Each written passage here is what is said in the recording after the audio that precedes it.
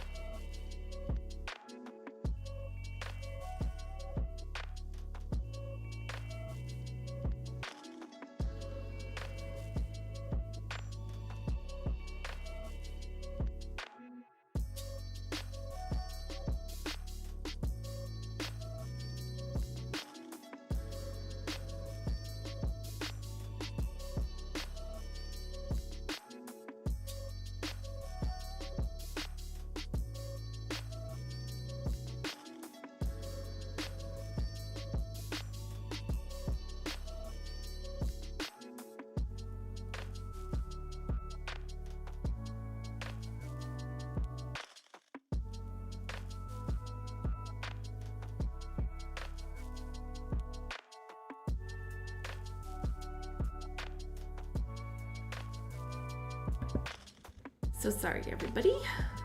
I am back. Give me just a sec, because ads are gonna be upon us very soon, so might as well put this on. Profits, hi! Bon dia, bon dia! Happy Friday! Hopefully you're having a nice day. How are things going? Tea is still hot. It's nice to warm up my hands though. Gloria's here. Good to know. Good to know. We'll be starting soon too to get our stuff going. Because I left you guys hanging yesterday. I had a little, well, not emergency because it wasn't like anything bad, but I had to take care of like other stuff on a timer, so I had to go sooner than I anticipated, but that's fine. We're here today to compensate for that.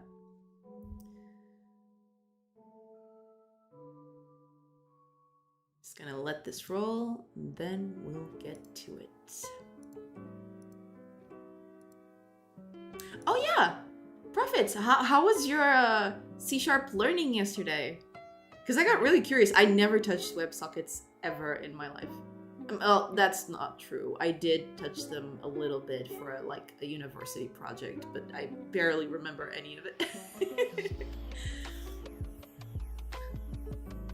It was good. I got the initial part working, posted on Twitter. Oh, you did? Capturing messages, yay! Oh, that's awesome! I didn't catch that. I'm so sorry. I haven't gone to Twitter today yet. I'll take a look at it after I'm done here. But that's awesome. Glad to hear it. Glad to hear you're making progress.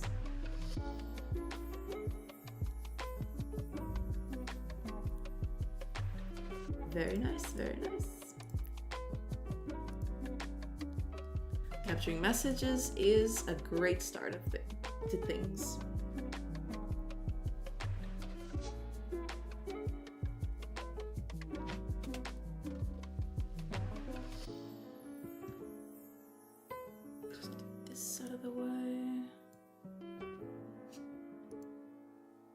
I wanted to use native C# WebSockets, but it was too complicated, so I used Twitch lib library, which is always flaky, but worked.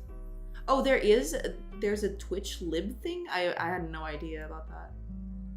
I never looked into that. But yeah, that sounds legit enough by the name alone. Problem is I can't subscribe to follower-based alerting, so we'll eventually need pub sub stuff. Ah, I see. Okay. Okay. Fair enough.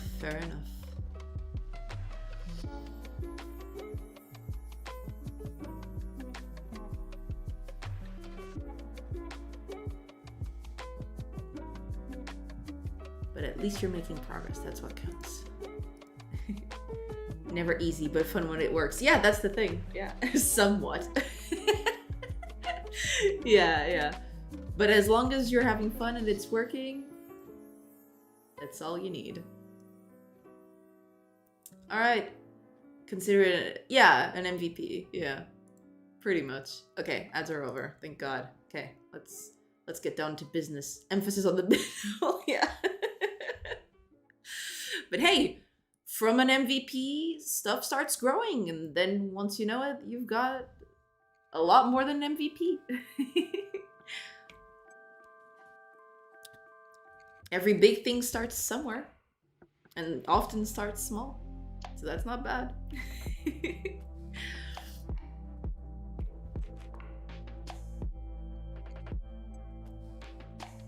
All right, last sip of tea, and we're gonna start this.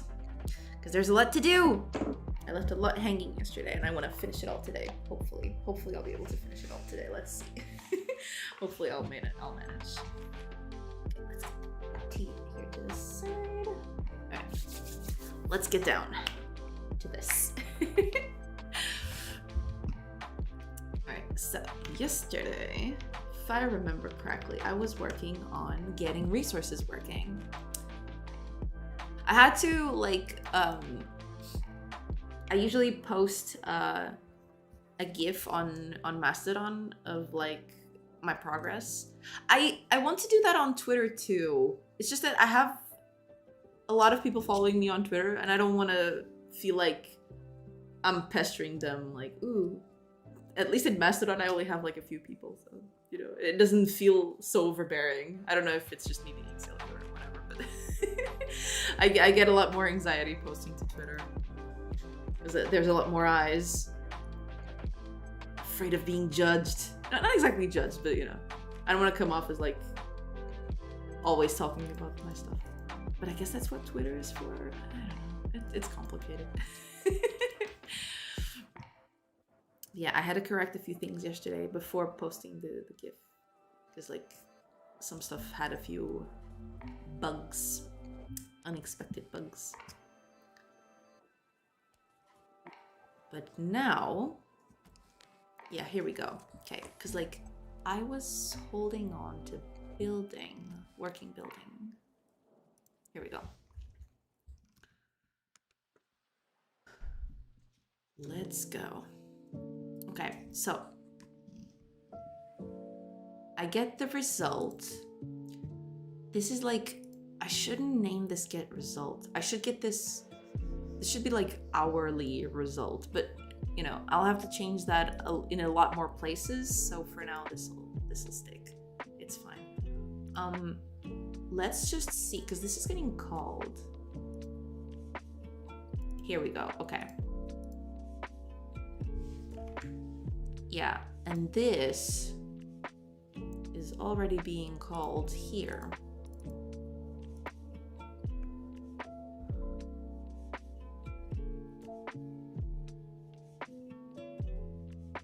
Okay, so as a starting point,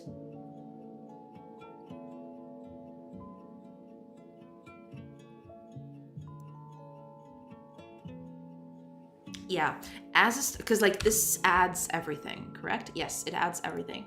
So as a starting point, what I'll do, so the idea is the resources you produce at your own base or at your own village will stay in your village until you get there and extract those resources to sell or whatever. But right now, what I'll do is I'll just add these resources directly to the party inventory, wherever they are, just to see if this is working. So let's do that. So I am in base info.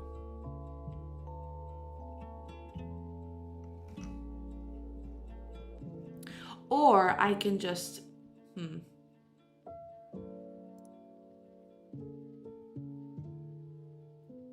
That's fine. Okay.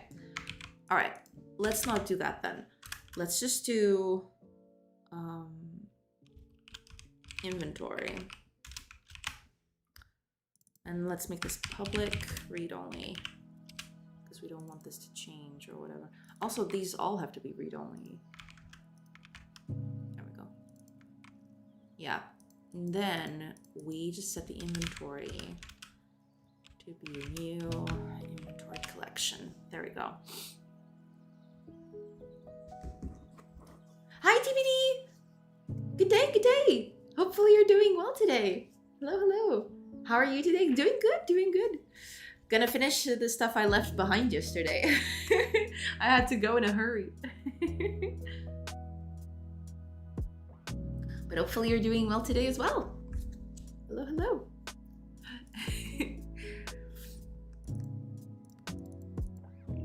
Okay, so we got the inventory.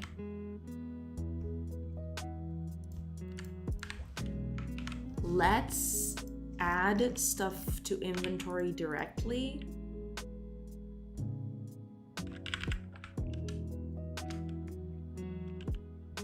Add resources acquired. Okay, so this will just do that, I think.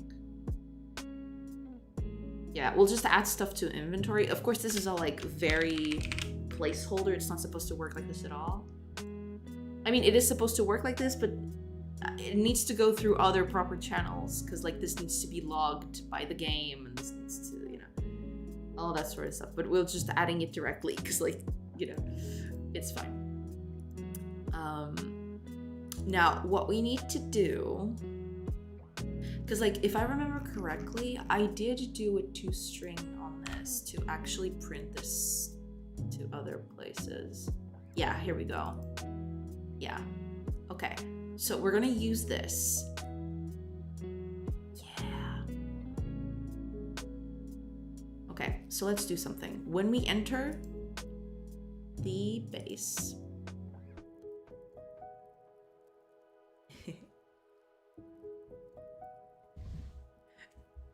I roam from one master to the next. Yes, that's how you learn stuff. You learn from a lot of people.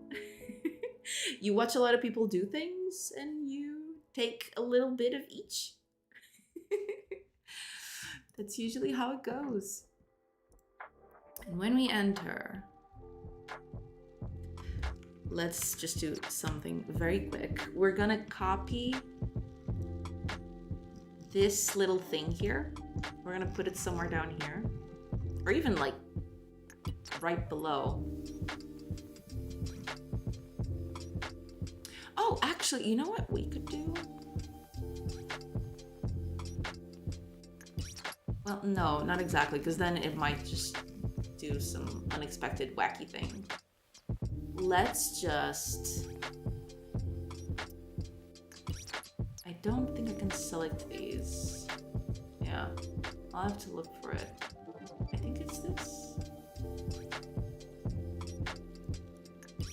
Time, mouse, location. Ah, I think this is it. Yeah, there we go. Okay. So let's duplicate this. Put this further down, and this is gonna be base resources. Because like this is just a placeholder thing, so we can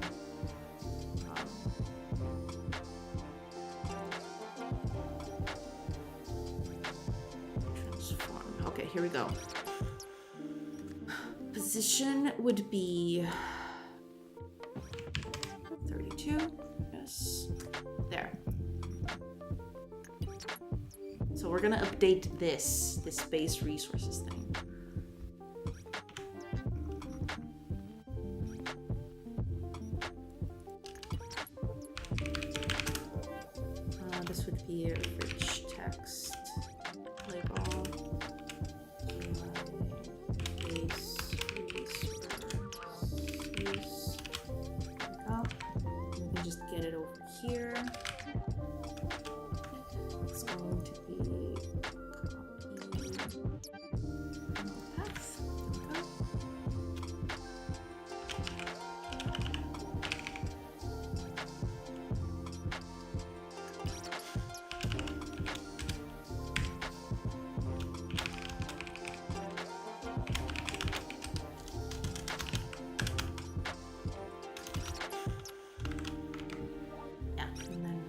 update this.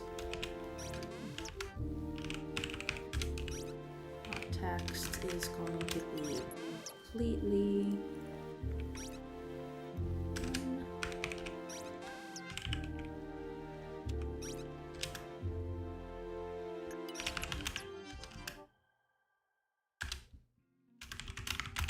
There.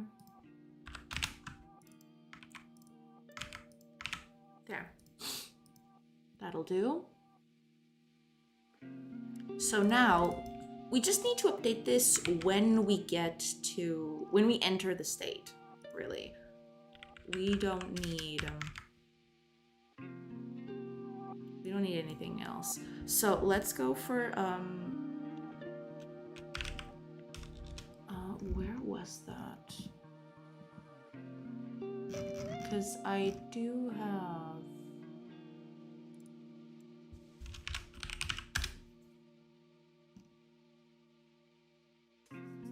here we go. It has to be world state and player base, I think. I'll have to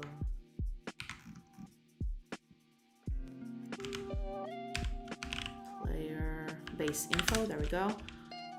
Resources, did I make those? Oh, it's inventory, okay. Oops, no.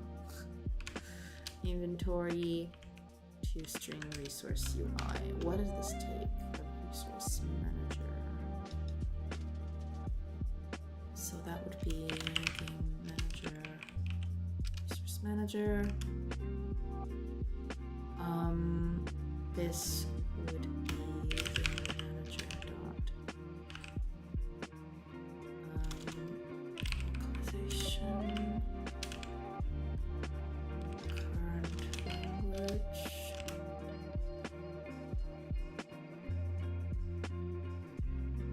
No, wait a minute. It's not this one, I don't think. It is another one that is simpler than this. Here we go.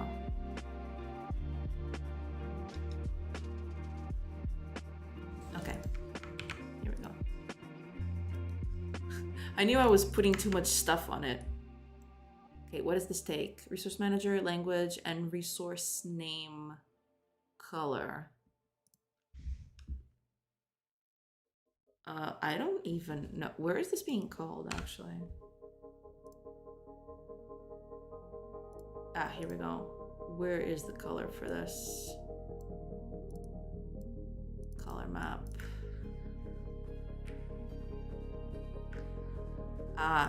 Okay, I think this is in the game manager.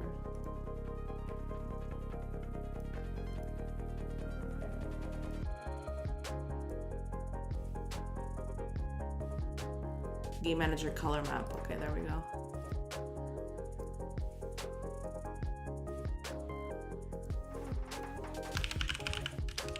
Color map.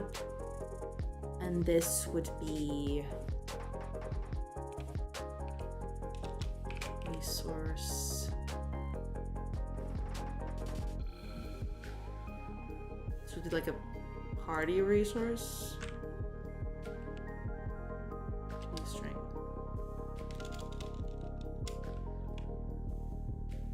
No, wait a minute. Crap, I forgot again.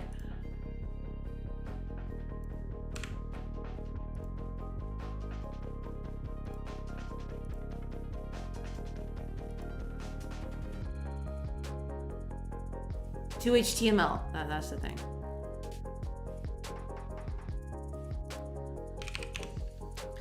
To HTML. There we go. Okay. And that hopefully is it. Oh, there's one last thing. 93 column SQL tables make me sad. What? 93 columns in an SQL table? That is insanity. And here I thought that when I was doing projects where we had like 20 was too much. Yikes. Yeah, and join 7 more tables to get all its data. That seems... I don't have a good word to describe it. I guess wacky is the first thing that would come to mind, but that is very bland compared to ridiculous, excessive, horrendous. Yes, all of those. Plus more. Completely insane. That would be my take on that.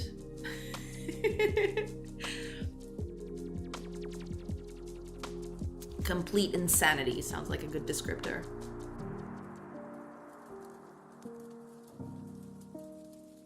Okay. Only thing we need to do now is... So when I'm building the base info, I am already registering...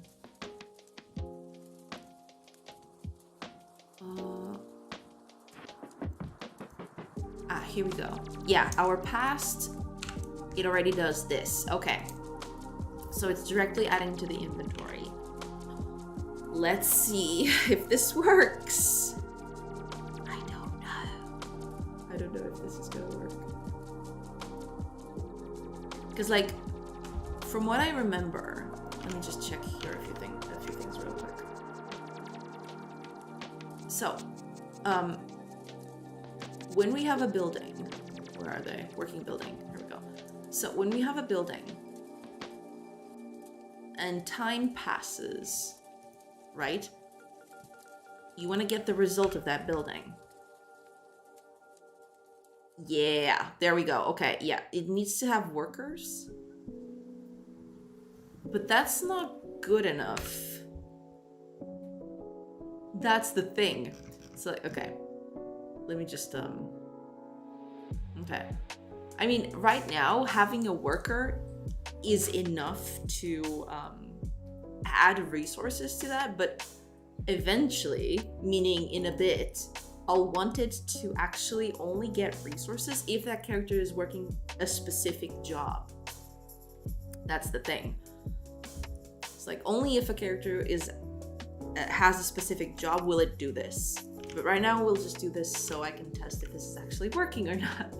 Because that would be pretty bad. Okay, visit place. We got nothing. Cool. So let's build a building. Forester, for example. Let's add 1 person to it. This'll do. I mean, the profession is not going to matter anyway. If it has a person in it, it'll make resources. So that's not exactly what we want to happen, but you know. Okay. It's 8 o'clock. Let's get an hour past. Okay, an hour. Let's go back in. So that's going to be 2 hours. 3 hours, actually. Yeah, that was a lot of hours. Okay. Let's visit. And there we go, we've got 12 herbs. That means it's 4 herbs for every hour that passed. Because of the gathering level, which in this case is melee. So it's 2 times, is melee was 1, if I remember correctly. So 1 plus 1, 2, 2 times 2, 4. 4 times 3 hours, 12 herbs. Okay, so this is working. And that's the thing, like, he's not working anything. So I will want to keep this. Yeah, I'll want to keep this only spewing out resources if they're assigned to certain jobs. So it'll depend on the job. It depends on the building and on the job. Because that's the thing, I've been thinking about this ever since yesterday. The whole thing of like, I know that this is like a staple in like games like this, that you need to have a building every time you cap a building of a type, you need to build a second one. And that's okay. But I kind of want to experiment with the fact that you only need a building to get a resource. But the more people you put on there, the less efficient it is. So like you can put like 10 people in here. But 10 people are not going to be as efficient gathering wood as 2. Does that make sense? Maybe that doesn't make any sense. I'll have to think about that. But that's something that I've been considering, at least. So like not being, not putting a lot of people, a lot of buildings of the same type in a city just because, it's filled out with people working on it. But yeah, we'll get to that in a bit. Or ever. I don't know if we're ever gonna get on that. So yeah, we'll need now, with this, we'll need to filter by the type of job that the person is executing. And depending on the job, it'll actually produce resources. If it doesn't have a job, then it won't produce anything at all, obviously. But if it has, because like there are going to be different jobs for this, right? So for example, I want to have a carrier job that's going to be available to most buildings, but carriers are not going to directly impact the resource output. Well, they are in a different way. They're not actually they're not actually gathering the resources, but the fact that they exist and that they work for that building makes it so that they're slightly more efficient, because like they have someone else to carry stuff for them. So they can, gather wood out there and other people will bring it back. Stuff like that. We'll need to keep that in. So let's do that. Let's make like jobs matter. That's the thing. So like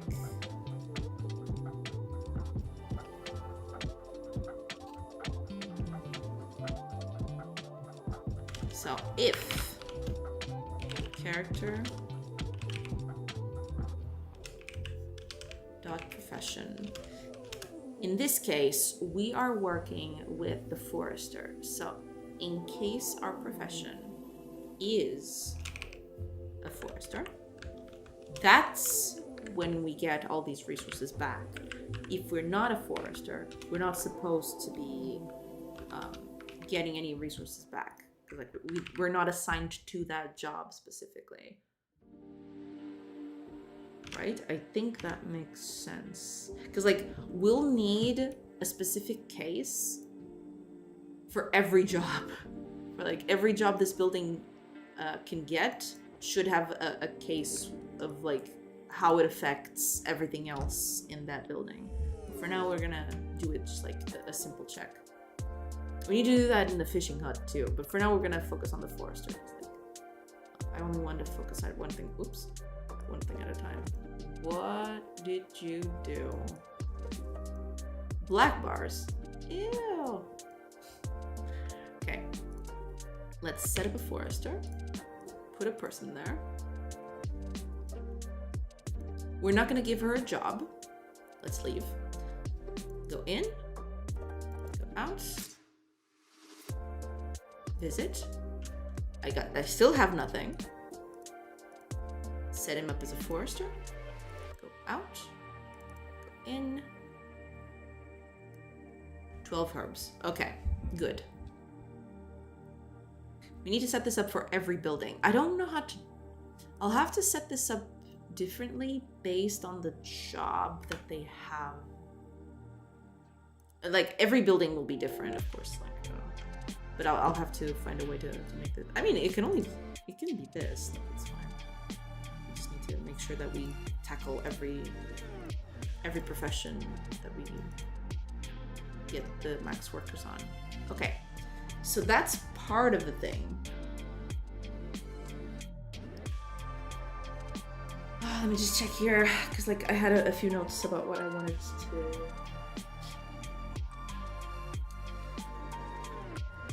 Yeah, okay.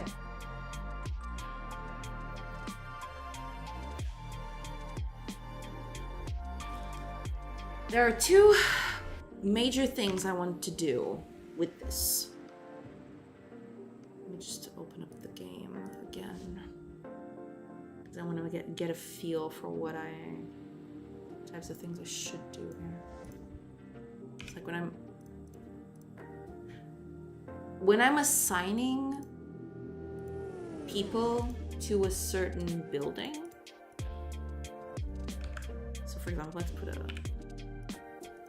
fishing hut here. Like there is this, but I also want to provide like a little filter up here where you can actually type stuff and actually like click like toggle buttons so you can remove these kinds of people. So like people that are working on other buildings, if you want to filter them out, you should be able to do that. Because like this is, I mean, it's good if you want to optimize fully. You'll be able to see, oh, okay, but this person is better for this building instead. So we'll put them here. But yeah, we're going to add a few controls to this so that it's a little easier for people to like filter these things. What does ranged mean? It's ranged combat. It's just filler. I mean, it's supposed to be like a specific skill for like the fishing hut, but since I haven't, I mean, the skills are implemented, I just haven't made them because I need to make new ones. Right now they only have melee combat and ranged combat. So I'm using those as stand-ins for like specific job skills. So that's what ranged is. Ranged is like ranged combat. And melee here, it's the same thing. These guys ask for melee combat, which is really silly because like eventually you'll want like skills that matter to like a forester job or a fishing job, stuff like that. I thought they were chopping down trees at a distance. Yeah, no, I mean, it kind of makes sense, because like foresters chop trees, so they use melee, and fishing can use like, I don't know, javelins or stuff like that, so they're ranged, you see. They throw stuff at the water to catch fish. Don't think too much into it. But yeah, that's the reason. That's the whole thing. Like these are still, I'll have to implement skills for like these buildings. So specifically like skills for each building to gather their proficiency at certain jobs, basically. All right, let's do that first.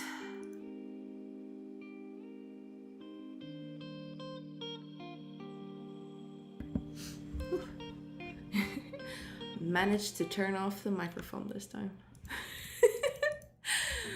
Oh god. Okay.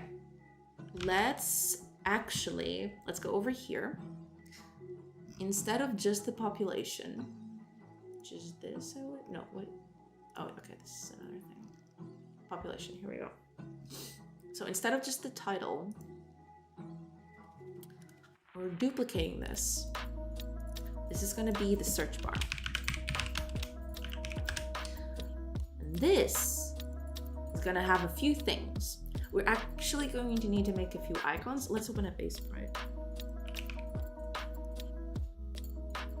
Oh, it opened here. Yeah, here we go. Whoop. It's over here. Because we need to make a new button. We need to make a new button. And the new button we're going to make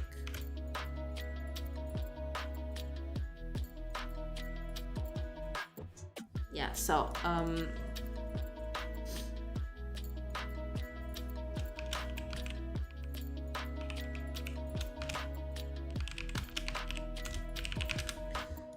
this is going to be a toggle button. Change type. I want this to be a toggle button. Because I don't think it's an option. I think there's actually a toggle. There isn't? Ah! Hold on. Toggle mode?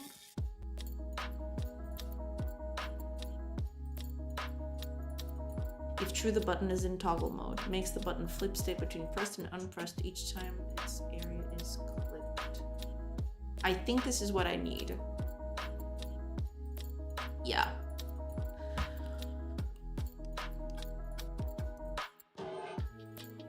We're gonna actually... This is not gonna be useful. I just want to see how it looks. Line edit, here we go. Yeah, put it over here. It's gonna look really ugly. But that's okay. Let's expand, there we go. So this is gonna be like,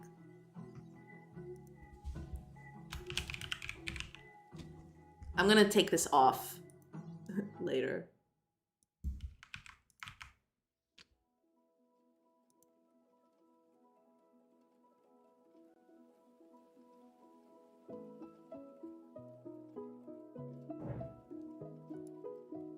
Oh, I can put icons up in here.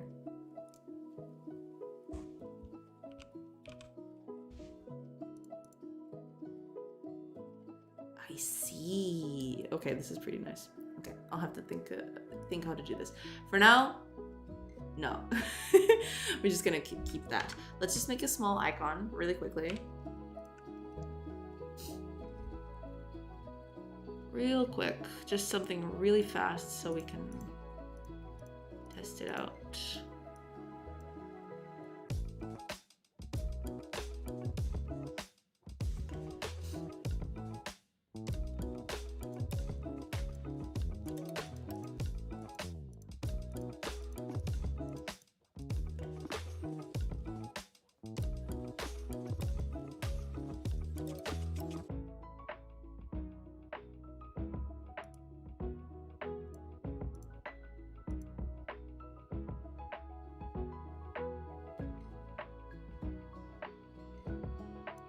Yeah, something like that. It doesn't need to be perfect. Like, this is not gonna be, this is not final by any stretch of the imagination. It just needs to convey the message. Everything else is like...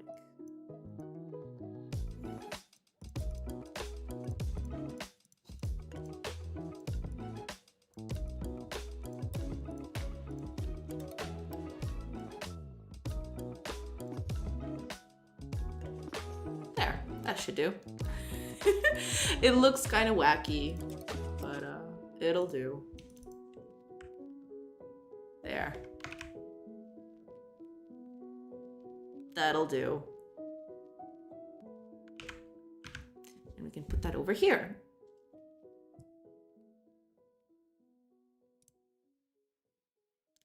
Let's actually duplicate this. Oops, what did I do?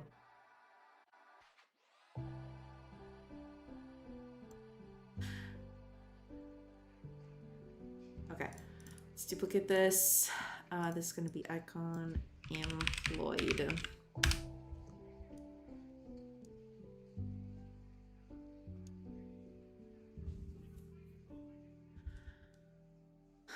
And we're just going to edit this real quick, because I want it to be this. There we go. And we'll just use that here instead. Load. There. Oh, okay. No. I have to make it smaller. Yeah. Yeah, I forgot. I need to have three of distance between these things. Otherwise, this is gonna look really tacky. That's okay. We can just make it a tiny bit smaller. We don't need this to be as big.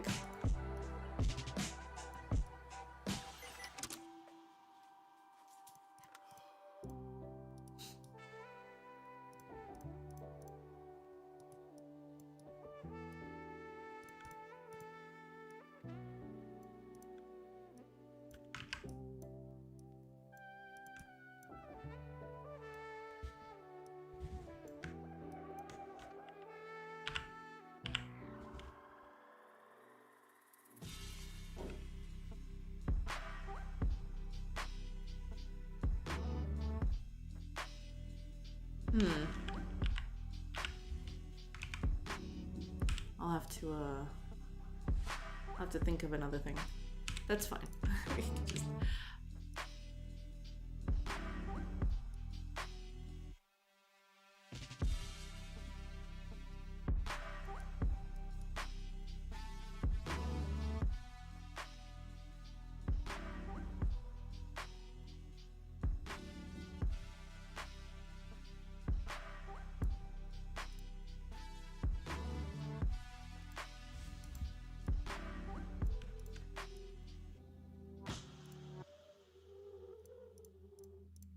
We can just overlap the two of them, it's fine. Or maybe not. Maybe we'll just make a small thingy. It's fine. Or we can just... Okay, hold on. 1, 2, 3. We'll just make it like really tiny. Because it doesn't need to be very big.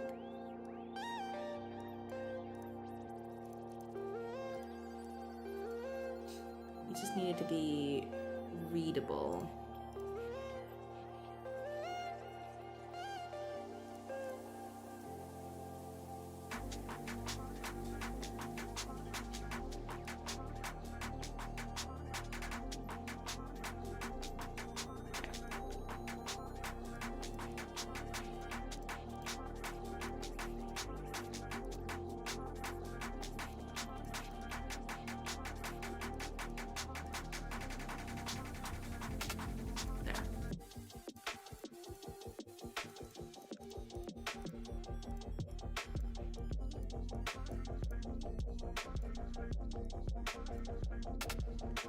There.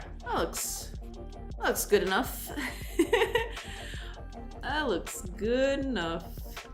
There. There. Okay, good. I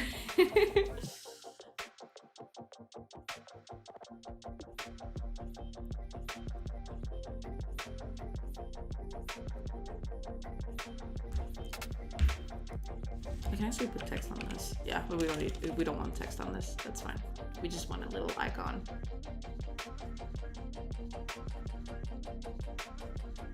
That should do. Let me just check if the toggle is what I want.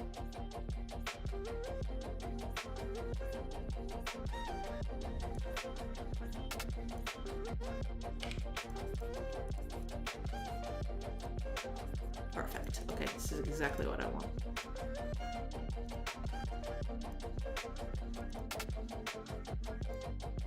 This should more than do.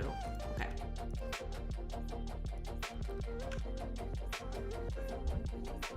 Let's go to base.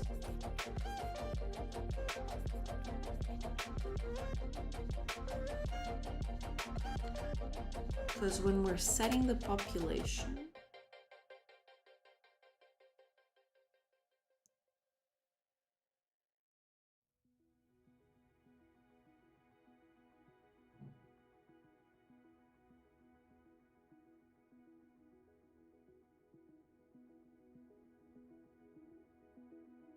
oh, that's not here. That's right. It's over here, I think. Yeah, here we go. Population. There we go. So when we do this,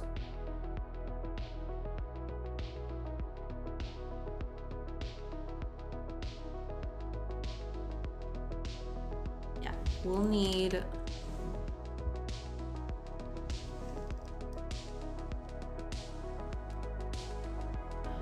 the toggle for this.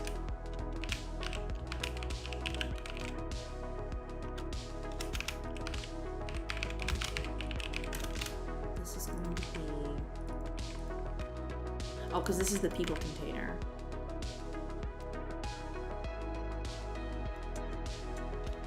People employed toggle. Get node. This is gonna be a button.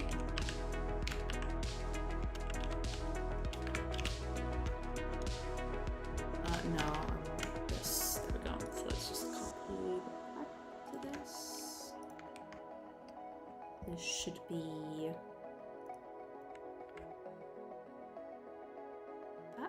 Yes.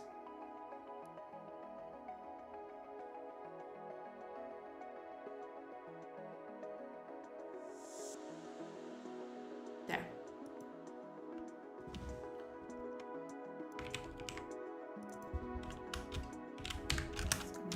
Button.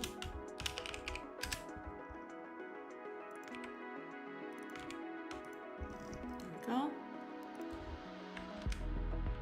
So at the start,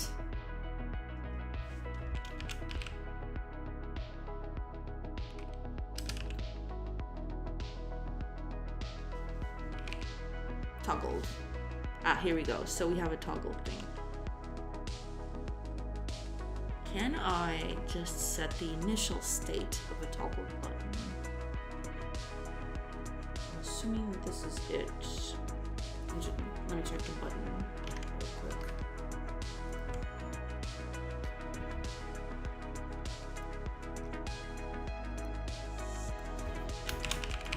Button.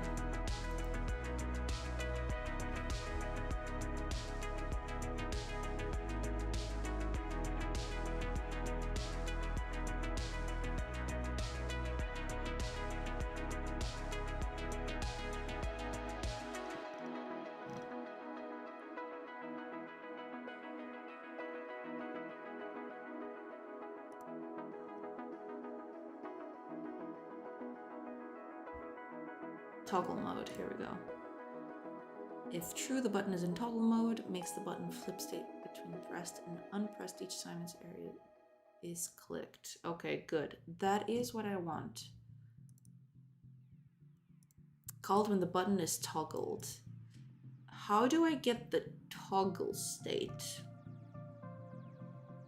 There must be a way to check if it's pressed or not. Is hovered, press toggled.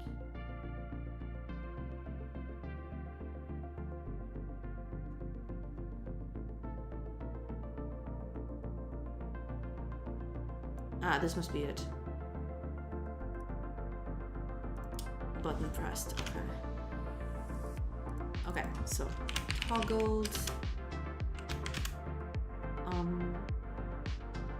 Toggle employed people. There.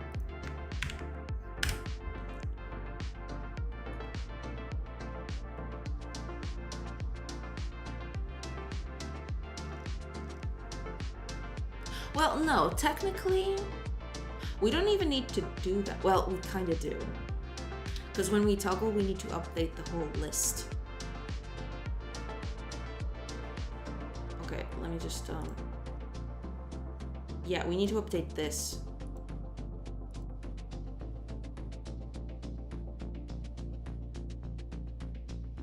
But not that, no. Wait a minute.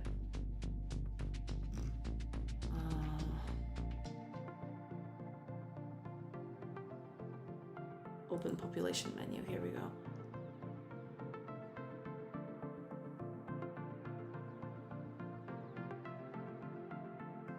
Yeah, we need to do all of this.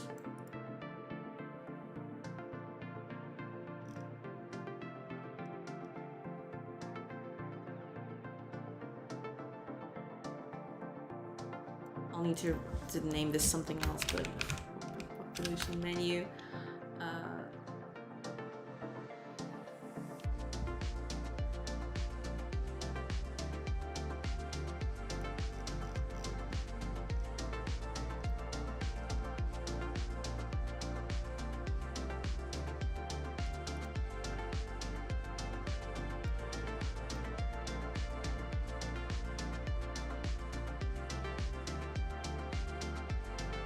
Right, we need to,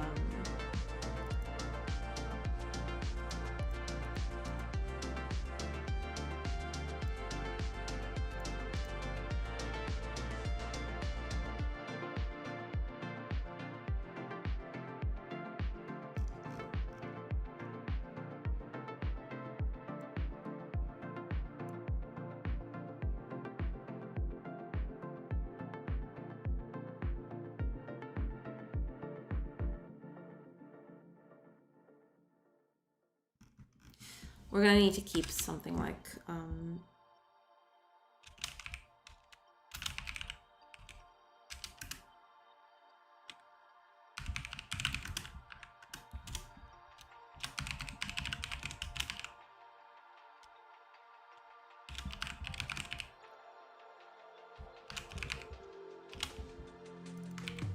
need to be something like this. And when we open it for the first time, which should be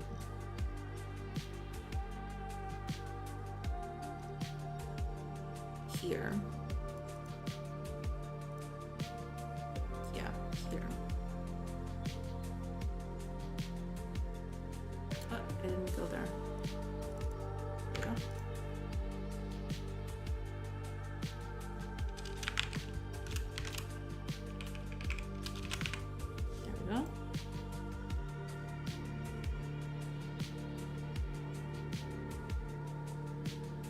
So when we click on that,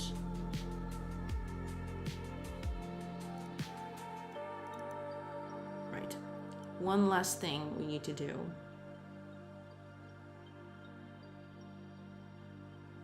When we open this population menu,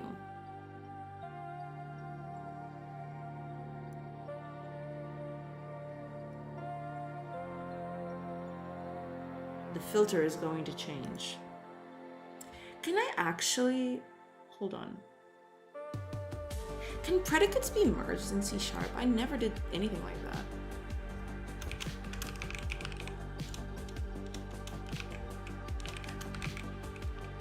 Because if not, I'll have to make like copy paste, and that doesn't seem very...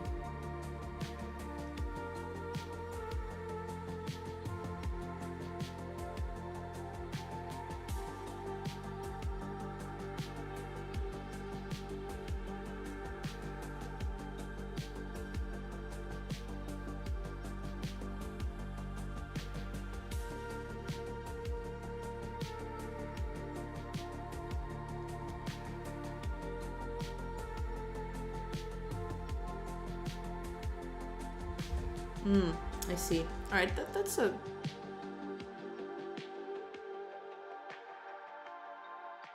an okay way to do it, I suppose.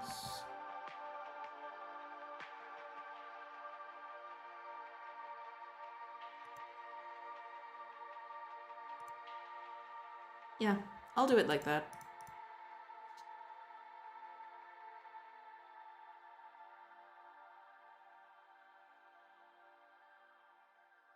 Like, but that doesn't work with that, I don't think.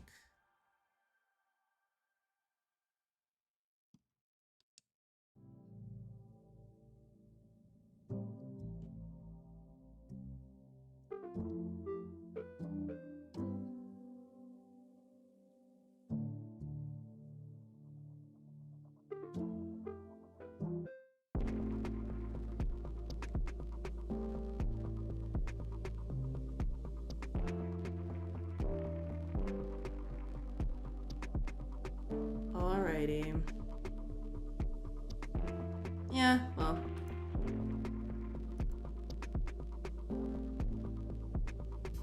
I'll just do it like this for now, and then I'll change if I feel the need to. Cause like I don't see a better way of doing this right now. I mean, there probably are better ways of doing this, but it's fine. So this is gonna be a character. Returns a bool. Filter.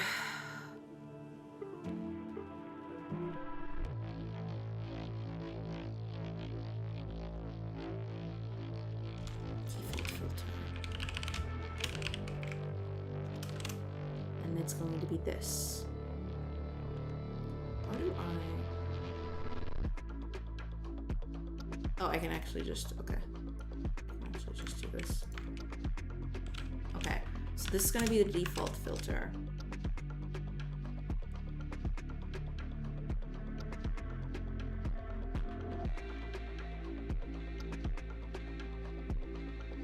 All right.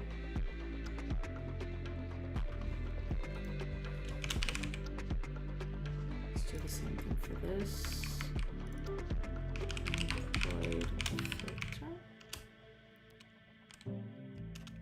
So this would be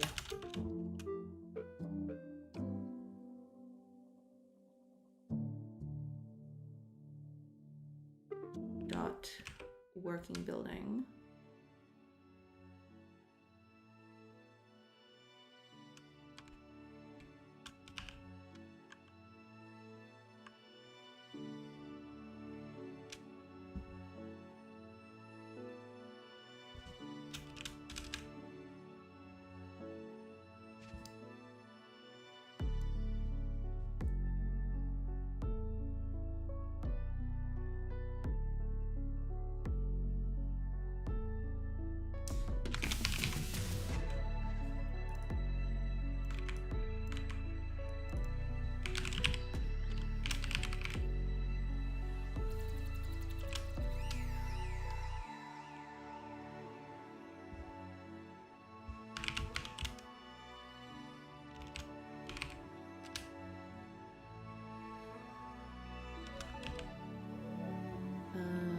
Is pressed. How is it? I forgot again. Button pressed. There we go. That's what I wanted. Button pressed. There we go. Button pressed. If the button is pressed, then the final filter is default filter. C.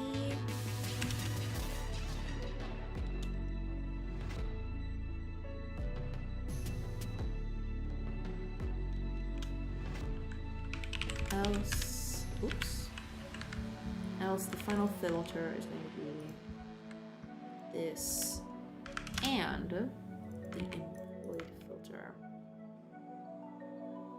And let's call this a not employed, because like that makes a little more sense. There. And then we use this here instead.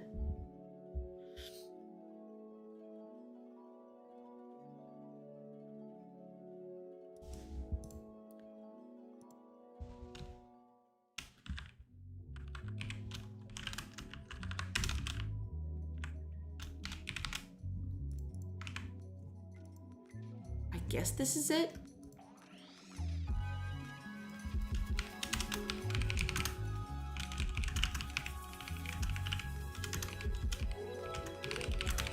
Keep this here, but I think this is it. Use local function. What is it gonna do? Oh, okay. I didn't know that was a thing. Must be a new thing in C#, or maybe I just never used it. Okay, let's give it a shot, see if this works.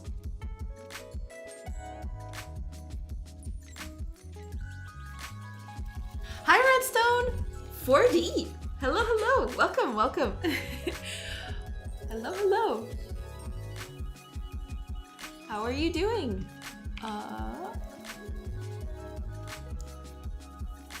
Okay, we need to actually employ people for this to work. Oh, they don't need to have jobs, but that's fine. Someone is happy to see me. Hello, hello! Yes!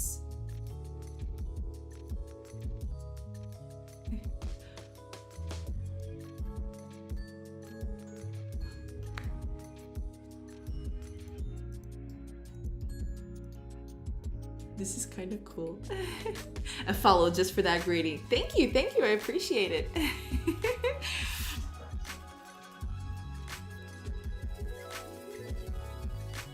Okay, so this is working! Yay! Okay, I'm kind of excited now.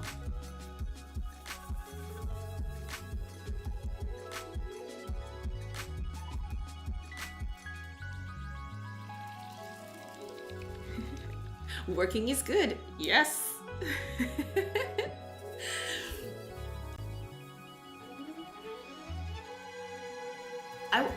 I'll be honest, I wasn't actually expecting this to go this well. Like, I was expecting a lot more work to do this. But this is cool. Because, like, now you just get people who are unemployed. Shh, you'll scare the rest of it. True.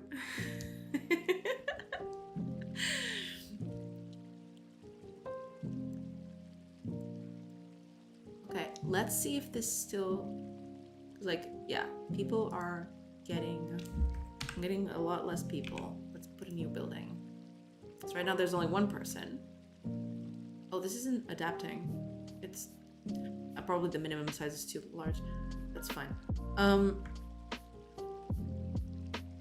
I wanted to make some screenshots for my itch page and spend an hour playing my game trying to make it a cool car. That's not a bad thing to have. A bad problem to have. That means your game is fun. Crap. Okay. Calm down, Mr. Bezos. I'll be good. But yeah, that's pretty good. Cool.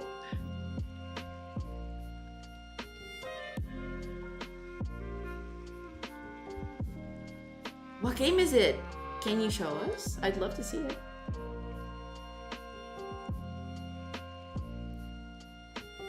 Share your game with us.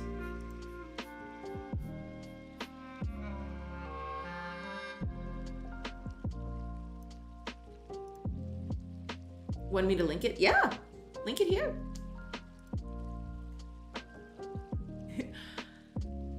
I want to check it out.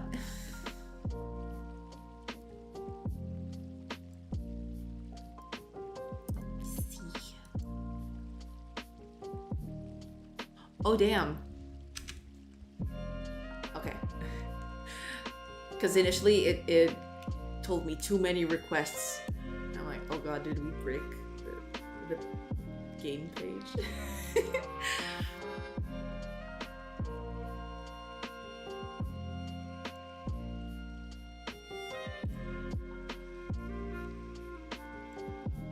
I see.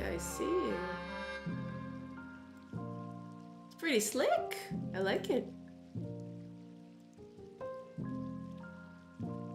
Do you just build the car? Can you use the car for something? Are you gonna do races with it or something? Or it's just about building the car?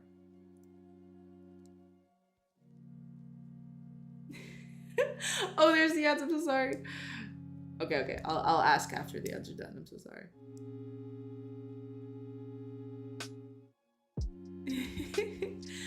I have to keep ads up, otherwise this thing is not gonna work.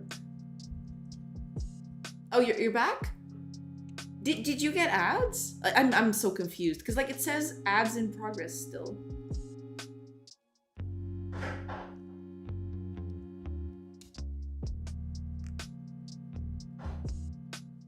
Two ads. Okay, I'm so sorry about that because like I have to run ads, otherwise this thing is just. But okay, that's a good sign. People don't get ads during the whole 3 minutes. I'm still trying to figure out like one for the files and one for EE. Okay. Because that's the wacky part to me. I don't understand how ads work in this platform at all. At least not yet. Because it's like, it's a whole 3-minute section for ads. Yeah, but okay. It only got 40 seconds. Okay. I'm so sorry about that. But at least it's not the whole 3 minutes. That's fine. No, but I was talking about like I was checking out the game. It looks slick. Are you gonna use the car for anything, or right now it's just about building the car, or are you gonna use it for something later on, like races or something?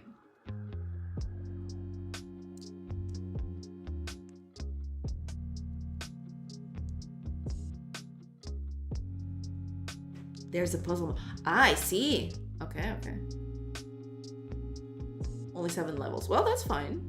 You can always add more later.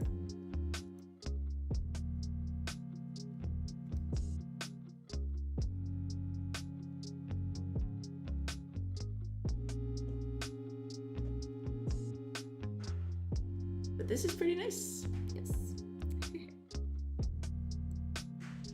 I want to add racing, but AI is hard. Oh yeah. Yeah, AI is a thing. Is a huge thing. Takes a while. Especially in such an open-ended game. With like limitless possibilities for cars. Okay, ads are over. Thank God. Get me out of here.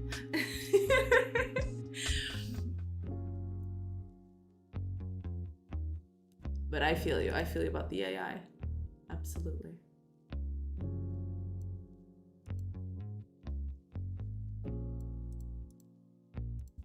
Okay, so this is nice, I think. Because like, let me see. What happens if I open this up? Yeah, it doesn't show anyone. But if you click this, then yeah, it shows 4 people because one of them is working here. Okay, good. Feeling very good about the graphics at the moment as well. That's pretty nice, yeah. Someone just made me that wheel model. Cool. Oh, so you have someone doing assets for you. That's cool. That's very nice. Good to hear. I assume you're the programmer for the game then.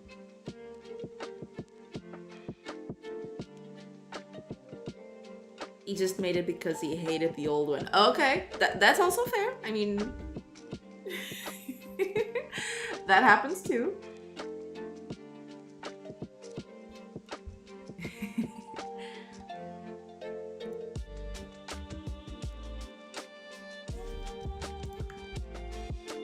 Okay. All the models are made by me, minus the engine and wheel. Got it, okay.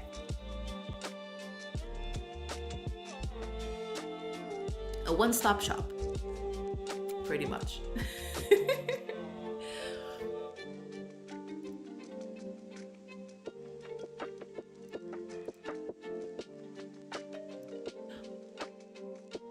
Oh, it even saves. Okay, hold on. I have to check. It's like, let me open up a new building. It saves the status. Yes. Okay. All right, let me check. Let me just check, because like part of the stuff that I had going for me is done. This is done. This is also done. Well, I can always improve this, but yes, let's get back to that. Ah, okay, there is something I want to do still. Let's work on that. You can tell which ones I made by how ugly they are. Well, they're ugly. They might not be that ugly, you know? Sometimes they just need a little love.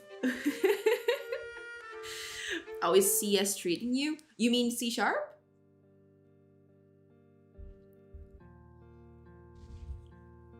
C# is treating me very well. I like C#. C# is my jam. I quite enjoy it. And I'm very glad that Godot has C# capabilities. Never used it? Ah, I see.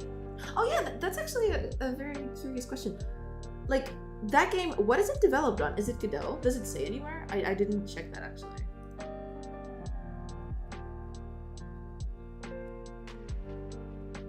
What did you develop it on? Godot with GDScript. Okay, got it. That's fair. But yeah, I really like C#. Like, I've used C# most of my game development life, so I'm very...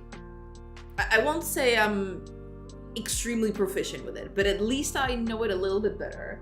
And I've known it for so long that, you know, it's just became the de facto thing that I used in Godot too.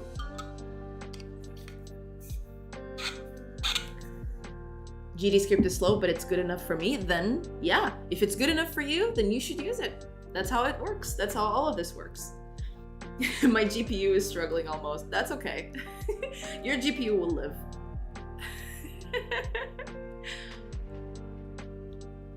What matters is you and your comfort.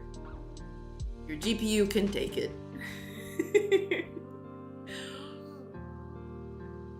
All right.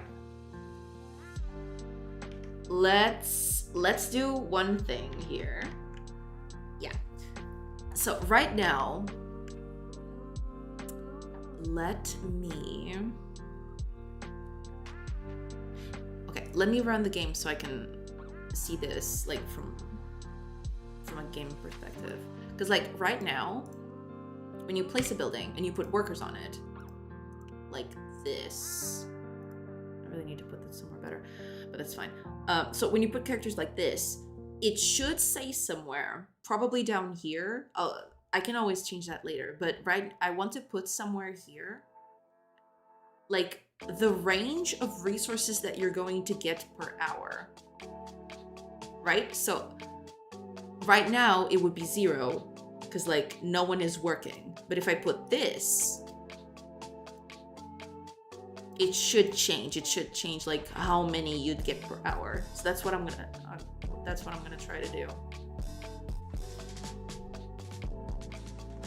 I want a little thing here. So let's do it in the UI first. Where is it? Oh God. Ah, here we go. This is it. Let's go over here. So instead of, let's duplicate this. So this would be resource. What would I call this? Forecast? I like the word forecast. I don't know.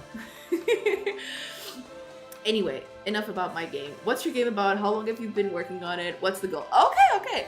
I can actually show you that. Yes, I totally forgot about that. I am so sorry. I'm a terrible host.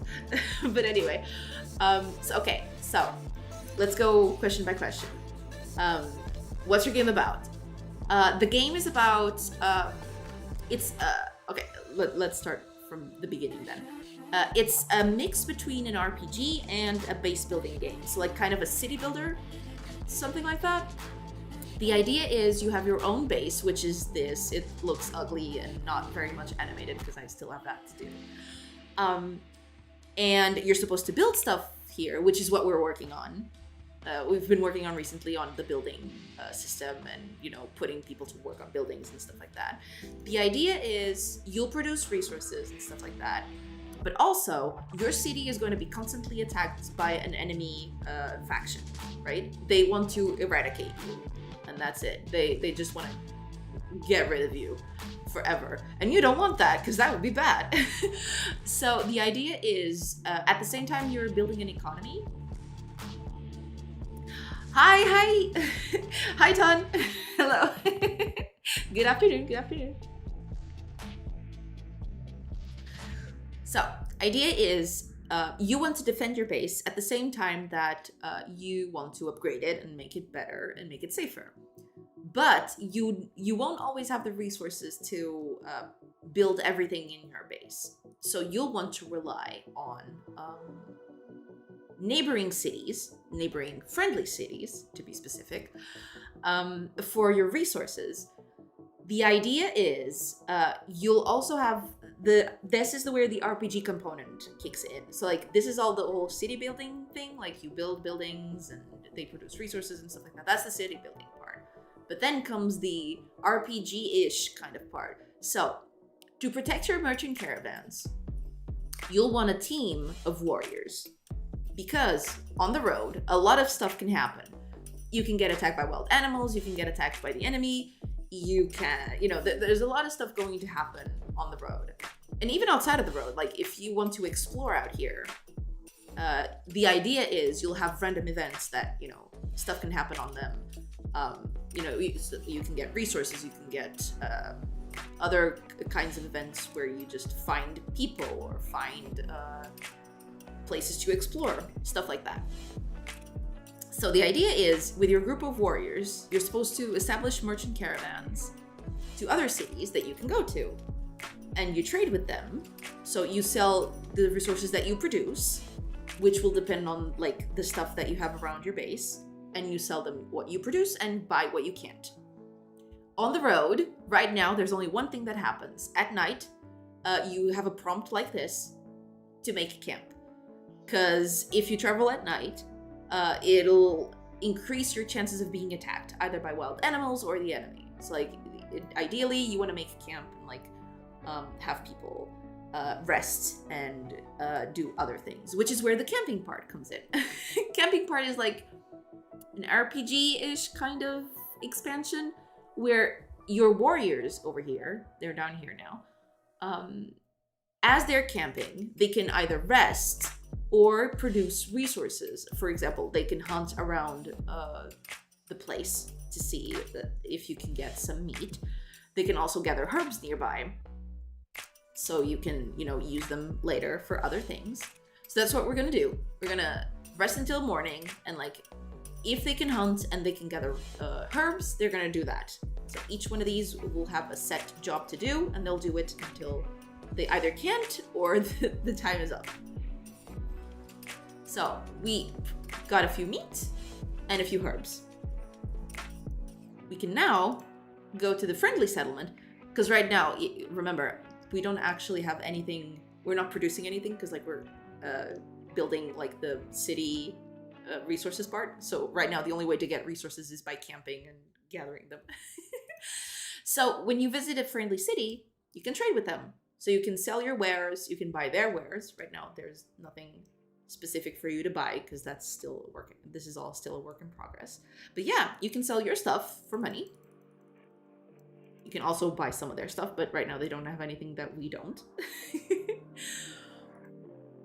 And the idea is you bring these resources back to your base so you can improve buildings, do all sorts of, improve your characters as well so they can get experience, stuff like that. And yeah, that's basically the cycle of the game. Like, you want to build resources so you can trade, so you can bring them back, so you can upgrade your city so that it's better defended, all of that stuff, right? Meanwhile, you'll want to explore parts around your city so you can find like ruins with good like weapons or some resources scattered throughout, right? And then comes the last part of the game, which is, I'm talking a lot about enemies attacking you. So there's combat. Right now it's triggered with a button. It's not supposed to, but yeah. So combat is a turn-based thing. Kind of like, I guess the best comparison I can give is like a Fire Emblem / Final Fantasy Tactics thing. So you have your own characters, and the enemy has their characters. You can move a certain few spaces, you can attack them from, like, this is a ranged character, for example, so it can attack from one tile difference. There's a tile difference between the character and the enemy. So let's do that. Right now it's not very well animated. It's not, you know, because like there is a lot to do still. So I'm building the systems and art comes later. But yeah, that's the idea anyway.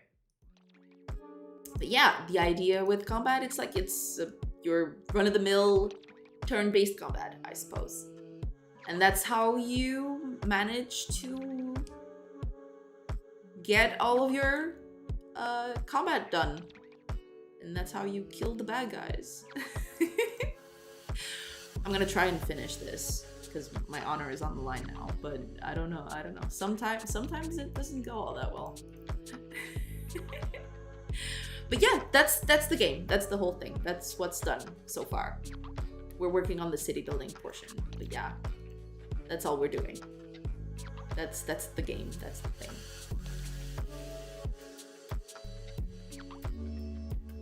That's a really cool game. So far, nice job. The idea seems very sound. Thank you. I'm glad you like it. Hopefully I can do the idea justice. Lots of systems in the back, it seems. Yes, so that's why it's so hard. Like, I want to get this game, even like as bare bones as it is, I want to get this in the hands of people to test as soon as possible. But there is so many UI and stuff to do still before that can happen. But yeah, there's a lot of intermeshing things happening here. But hopefully we can do that. Hopefully it's fine. I don't crash and burn. Please don't kill people. What are you doing? Okay, there we go. Okay, I think I'm doing it. Hopefully we don't take any more casualties. That would be bad. Okay, I think we got it.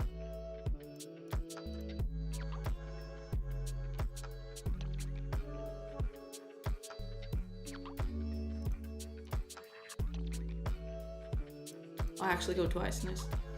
There you go. Hey. But yeah, that's it. That's the game as it is so far.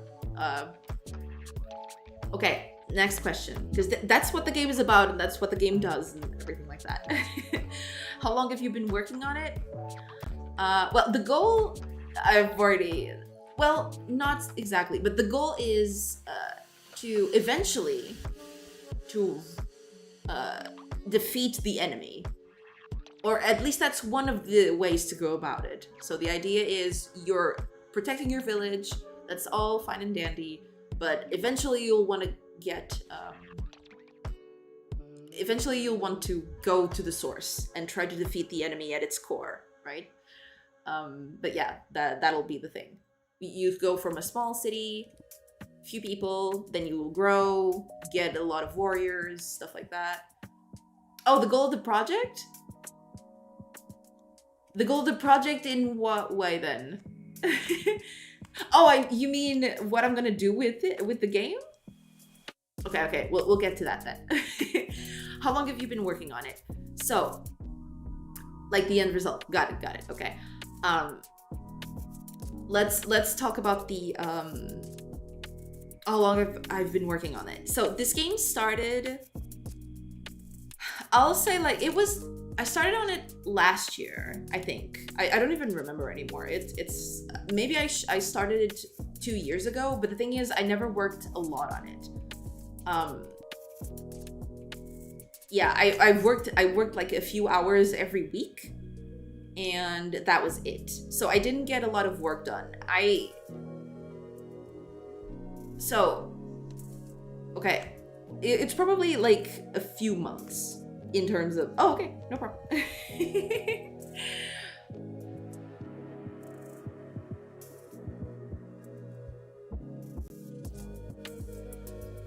No problemo.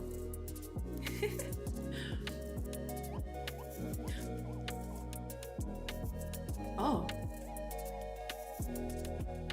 This is not good. I need to fix that. What? They're invisible!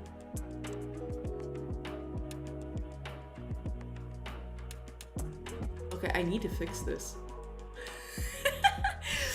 Yeah. Okay, I need to take... Sorry, gotta do something. That's okay, that's okay.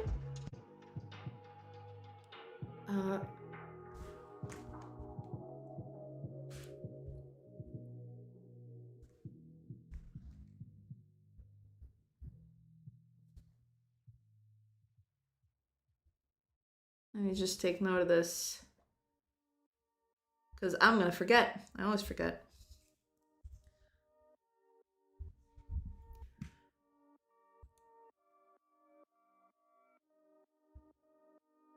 Okay, that's fine. Okay, let's keep doing this thing. Let's keep doing the thing. All right, so, oh, let me just check something real quick. Okay. Give me just a sec, everybody.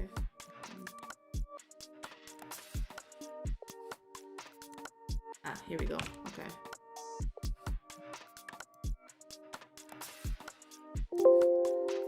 Yes. Okay, sorry about that. I just needed to put something to do while we're working here. Yes, okay, so on our working building, we'll want something along the lines of, instead of get results, we will want something like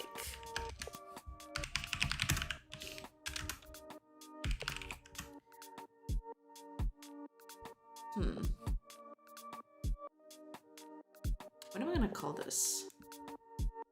Something like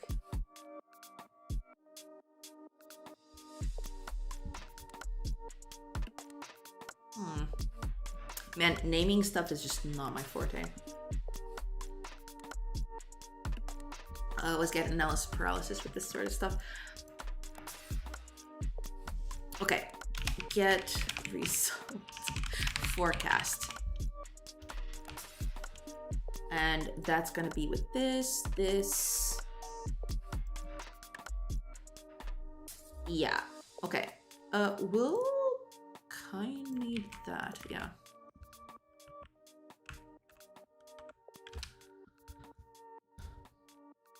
Okay. Oh, right, this is abstract. What am I doing? There we go.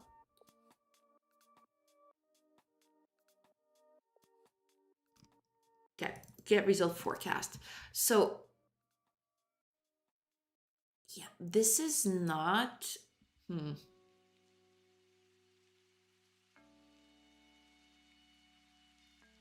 I'll have to think about this. Because this is sort of like a limit, right? It's gonna be between X and Y. So, okay. Let's do this with the forester. First, we'll leave the fisherman or the fishing hut out. That's fine. Forester, here we go. Get result forecast. So, what this will do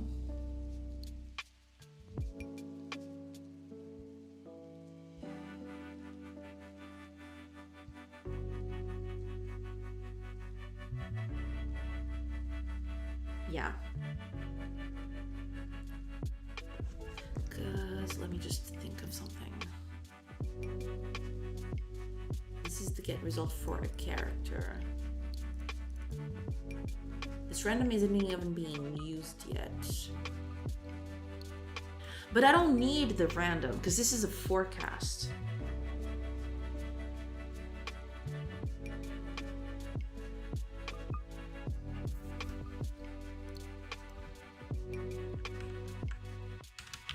But okay, we'll just need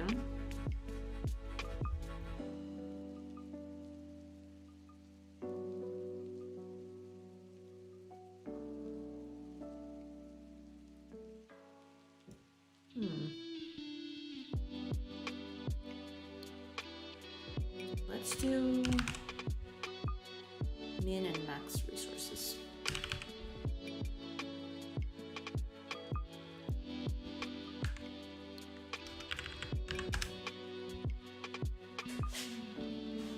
Right. And we actually don't need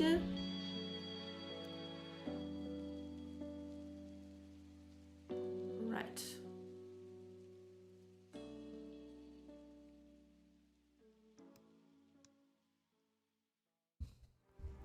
We'll need something along the lines of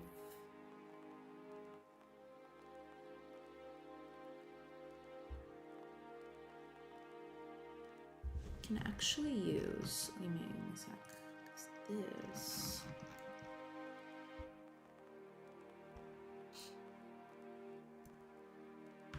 let's rename this so it isn't very,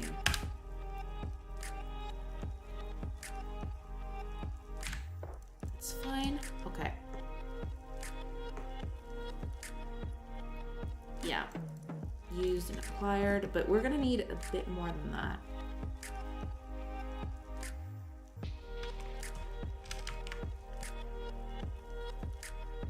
Create 2 more. I probably don't need all of these, so I'll probably change this a bit later.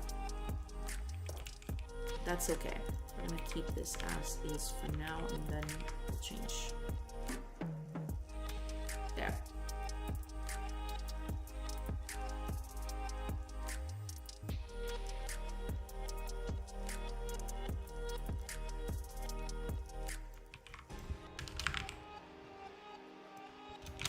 Forecast, because we're gonna need to do it per character.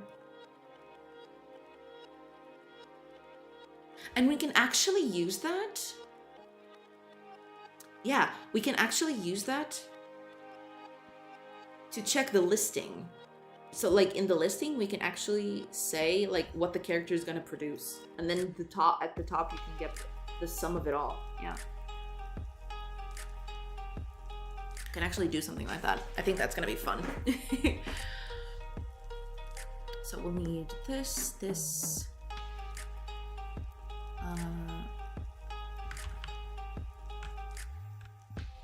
min resources, and then max resources. We don't need the skill increase because that's not very useful.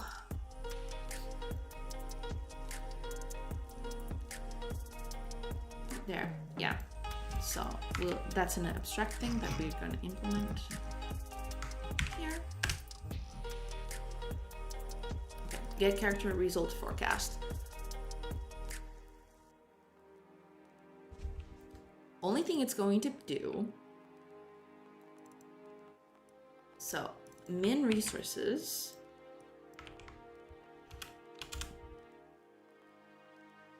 add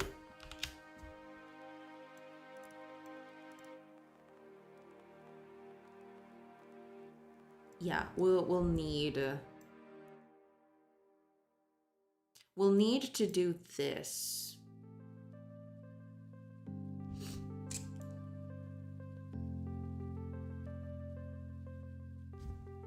We'll need to do this, but that's okay.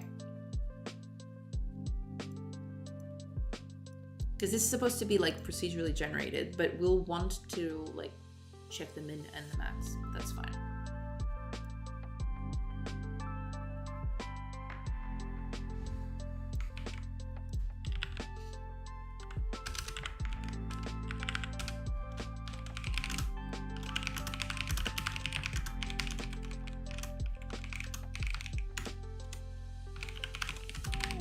It's okay. There we go.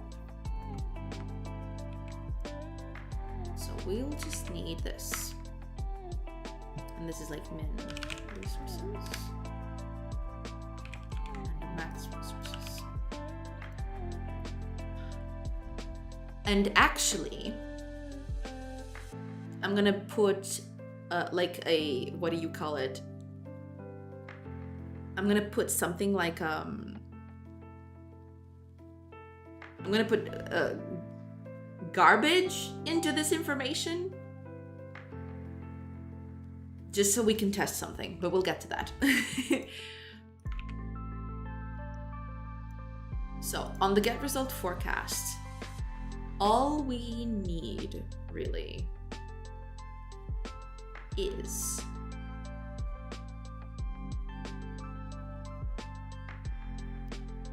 it's pretty much the same that we're doing with the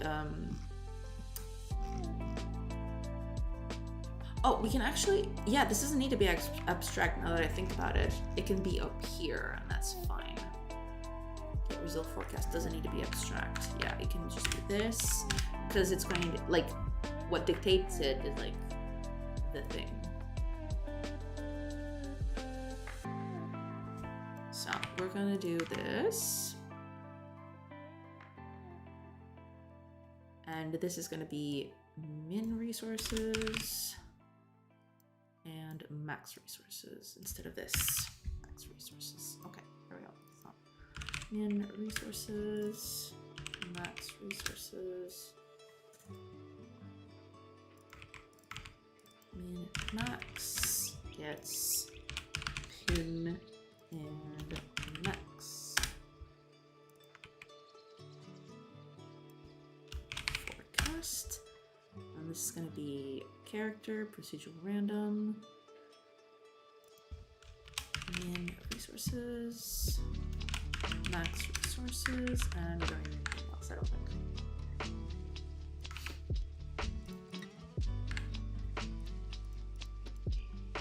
And I think that's it. Only thing we're going to do, because we want to introduce some garbage into this for a specific reason, but we'll get to that in a bit.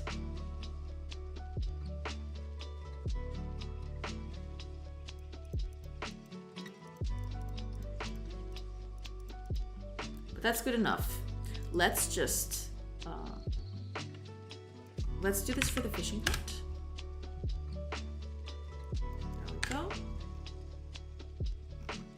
We're just gonna copy this over from the,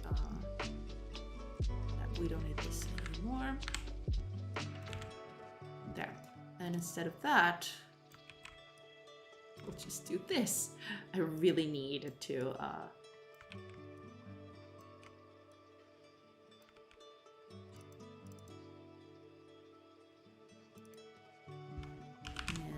resources and max resources. There we go. Okay, so we're good. Let's do twice on the meat.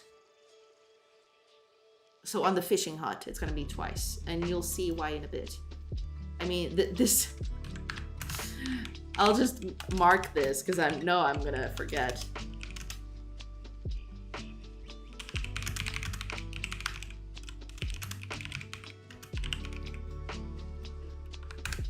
There we go.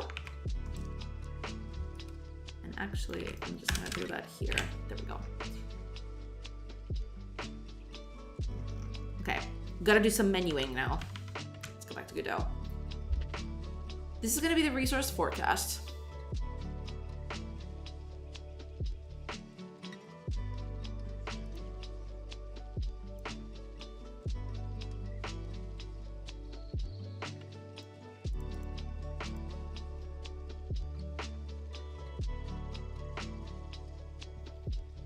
So instead of this,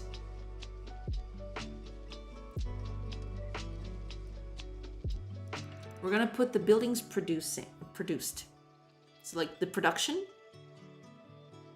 Production. Production forecast. That should be a little easier to manage. Also,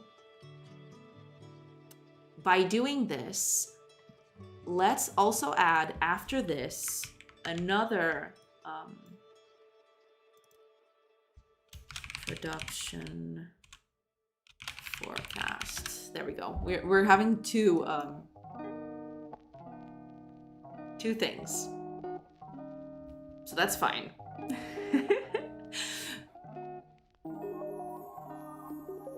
This might be a little tricky. We might need to increase the size of this thing, but that's okay. Let's make this fill up with information now. So when we open the building, that'll be here, I think. No, not here. What am I doing? Here we go.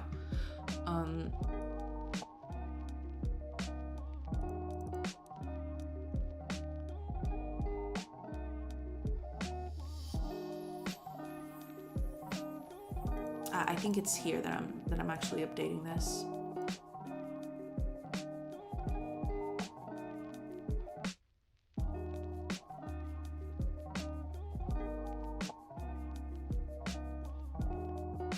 Job slots container, here we go. And then we use this. Yeah, here we go. Update job entries, this is what we want. Okay.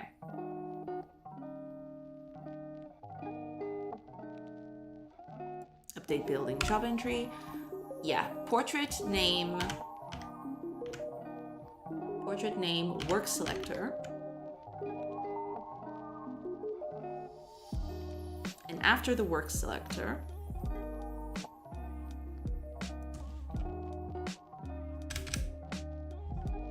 actually, I had this typo yesterday, I totally forgot. After the work selector, let's make the production forecast here. Production forecast. So when we do this, I want to get the production forecast of this specific character in this specific building. So let's do this. So worker info, production forecast. Let's actually copy the name of this, because I don't want to type all that and like make a mistake and then. So the text of this is going to be current working building, get forecast, get character result forecast for this specific character. So that'll be worker. What else do I need? Ah, that's right. Yeah, it can't be exactly like this, but we'll make this work. So let's get the production forecast is going to be, we can actually just make it up here. So private inventory collection in resources, and let's do the same for the max one as well. Let's create these. And resources is going to be a new course. Oops. Oh man, the typos. No, stop. And then max. There we go.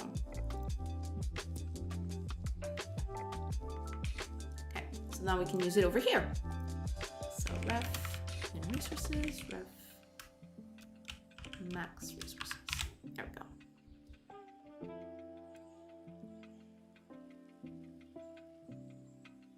Ah, okay. Never mind. It's the working building. Okay. Oh, this also takes the procedural random, which I do not have here, I don't think. Well, I can have access to it, so, Oh, you're back!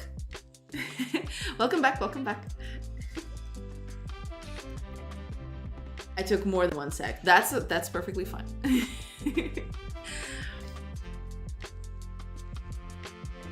That is a-okay.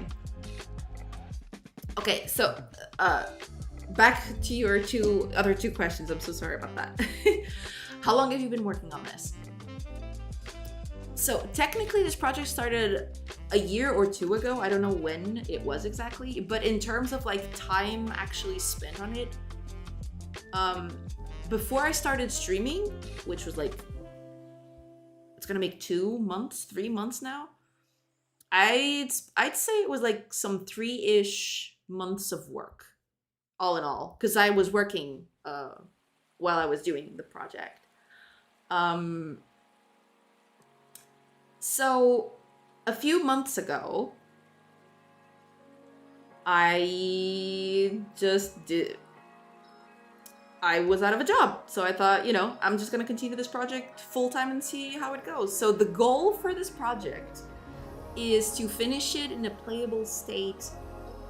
I mean, it's not gonna look pretty or very good yet, but at least I want it to be playable in a few months so I can test it with people, and if I get good feedback from it, the idea is I polish it a little more, get it on Steam Early Access, and go from there. Like, if the game kicks in and does good, my idea is to keep developing for it until interest keeps up. Basically, I'm gonna keep feeding it with new things because I have a lot of ideas for this project.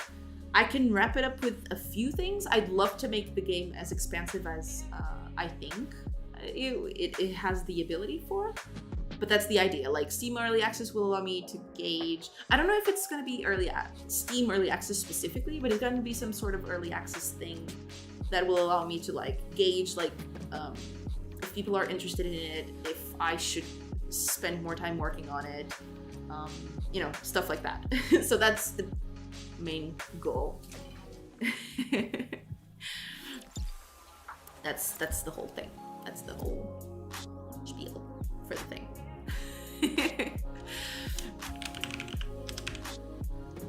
Hopefully that clears it up.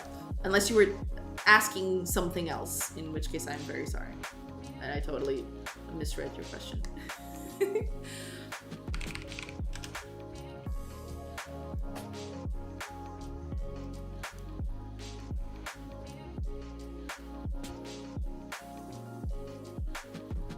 Good goals. Okay, good. Good to know. Good to know.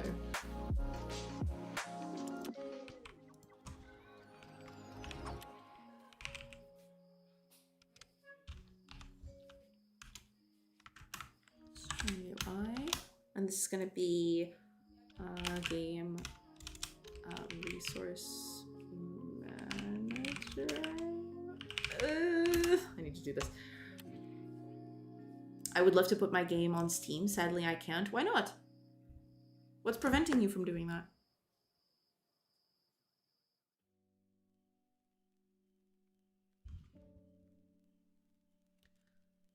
Current language.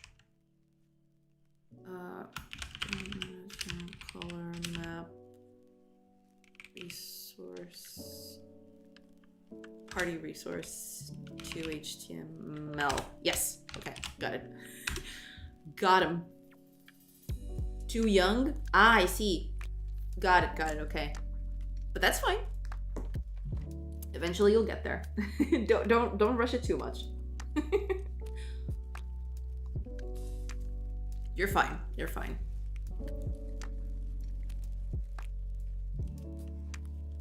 Ah, yeah. I wanted to implement this because otherwise I'm gonna have to do this all the time, and I don't want to because, like, it's bad.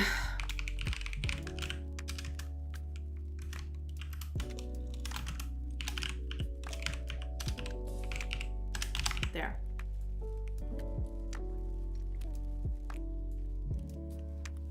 Oh yeah, I completely forgot. This needs to be interpolated because I want to do some other stuff with this.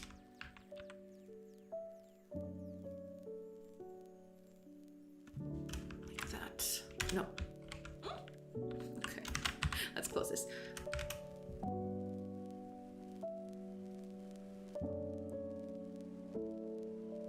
Yeah, we're gonna copy this. Don't be difficult. God damn it. I've been working on car brakes for about a year, but I've restarted for 2024, so about 1.3 months. That's actually good. Yeah, that's pretty cool.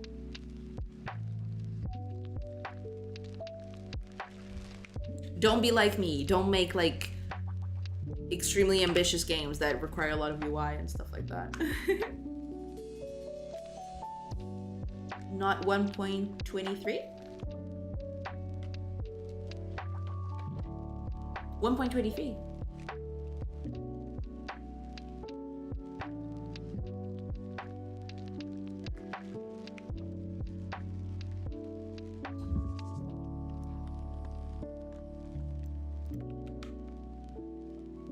Okay. I think this is it. Please let that be it. Okay. Bit late for not overdoing it. I mean, I feel you. I really do. Because that's what I do all the time.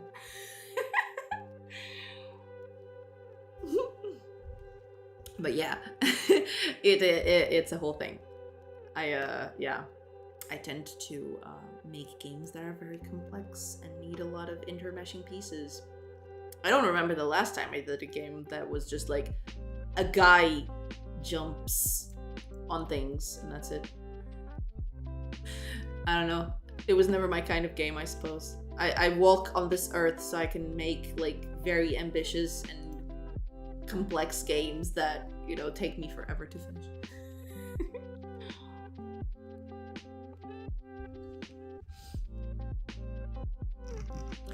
Okay. There's still another thing I want to do, but for now, let's see if this works. It would be nice if it did. We'll see.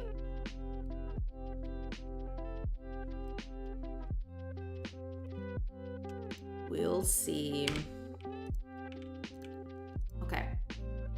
Right, that's okay. That's the thing I mentioned. Like, that's not gonna get any better anytime soon. Okay, there we go. Oh, is this not marked as rich text? No, it needs to be marked as rich text. What are you doing? If it's not rich text, it's gonna, you know, print out like a monster. Like what just happened? Yeah. No, I don't want a house. I want a fisher. Aha! Okay, so we got him.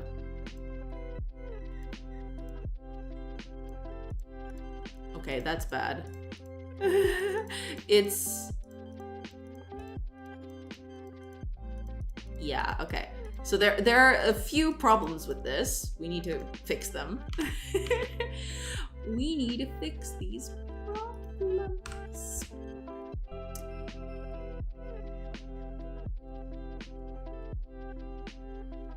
Yeah.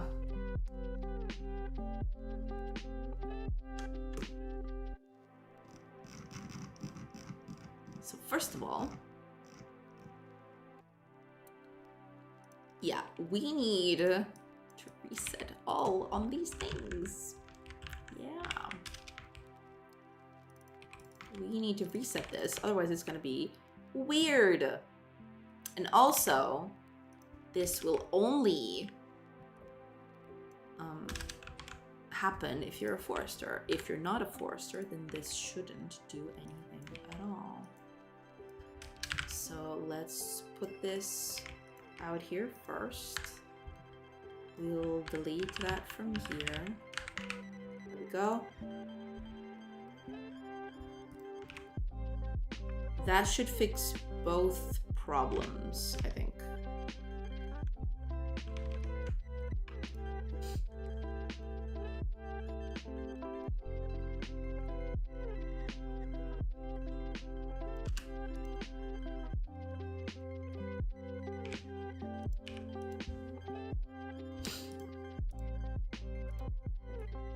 Okay, that I want to fix too, but yeah. Okay, good. I really need to make these like a specific size so it doesn't like always open and close menus when you select something different.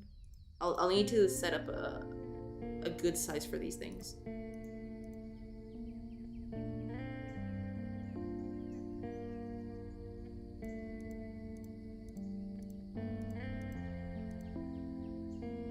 Okay, but this is working, so that's pretty nice. So Forester uses melee, so let's see a character that has no melee, for example. Yeah, so characters with less melee skill actually output less resources. That's good. That's what we wanted. Let's see the Fisher. We got a ranged 1, good, and... Wait, does it actually do that? I think I did that wrong. Okay, that's fine.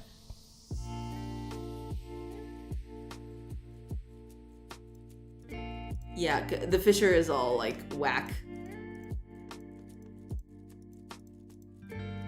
Yeah, the Fisher is total whack. I'll need to fix this.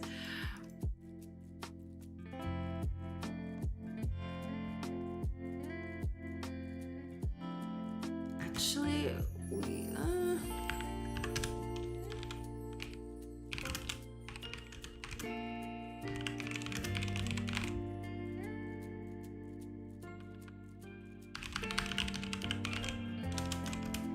There.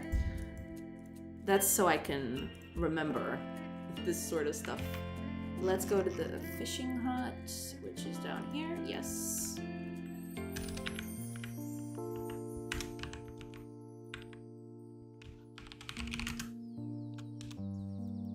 There we go. So if character dot profession is a fisher, then it does this.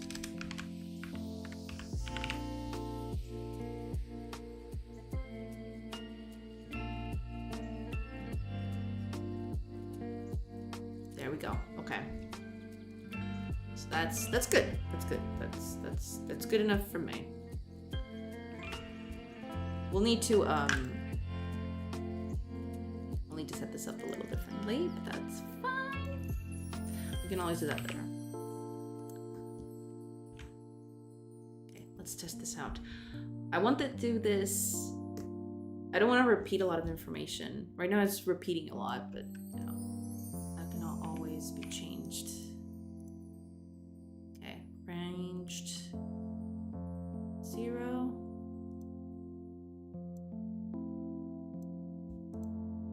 Yeah, there we go. See? Stuff like this. So this is what I wanted to test. If the numbers are the same, I don't want this to be repeated. I just want this to be like, that's the output. That's it. No repeat, right?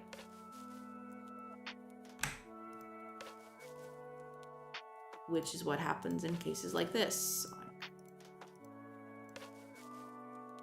Yeah, stuff like this. If they are the same, the numbers are the same, everything is the same, then I want this to not repeat, basically. So we're gonna do that. Also, we need to fill this up here. So I want this up here to be a sum of these two people working on this thing. Like I want to be, the total output is gonna be up here. So people can see exactly, okay, I'm going to receive X amount of resources per hour. Stuff like that. So let's do that. Okay, but that should be up here. So.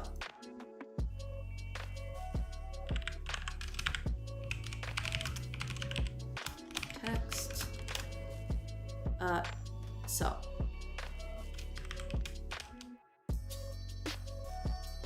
If min resources,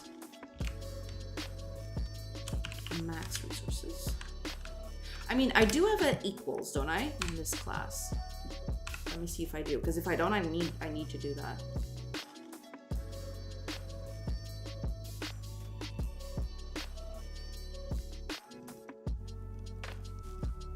Because I don't think, give me a sec, because I need to check something real quick.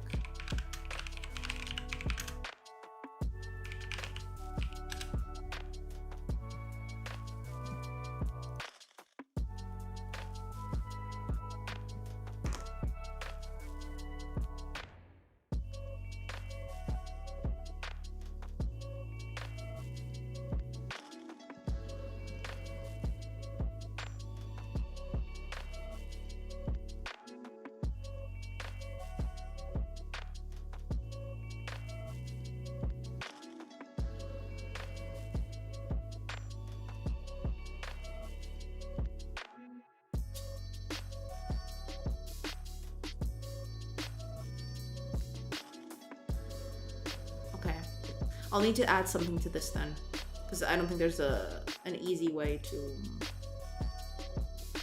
check for this. So I'll just do it myself. So let's just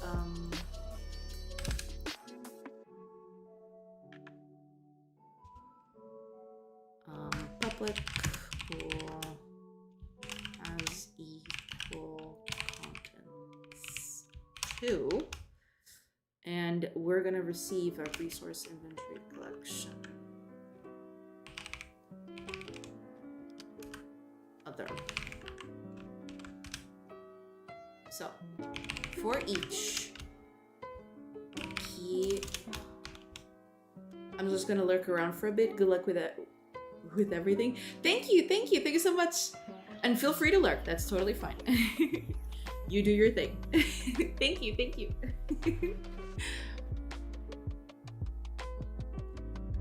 I really need to make more emotes.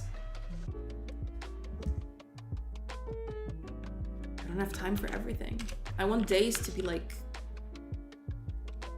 48 hours long. That'd be nice.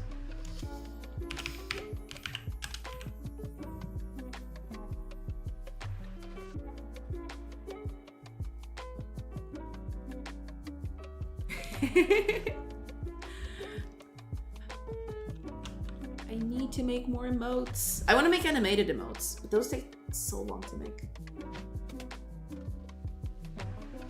I really need to work on those.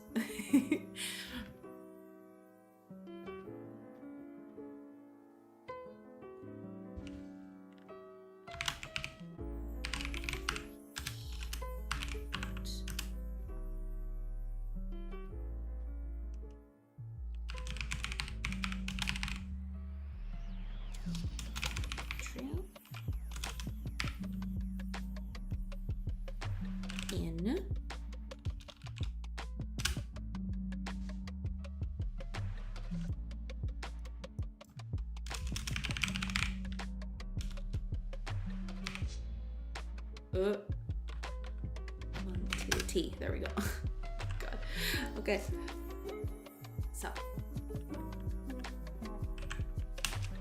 at the end we return true because we didn't find anything bad. So if other has contains key. There we go. If it doesn't contain that key, return false. If other quantity entry dot key dot value equals quantity entry dot value, or is not the same, rather, return false.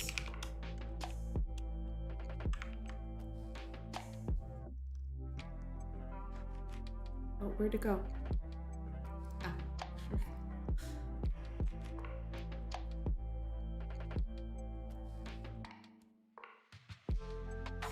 Okay, and we need to do this for the other one, so we need to check both.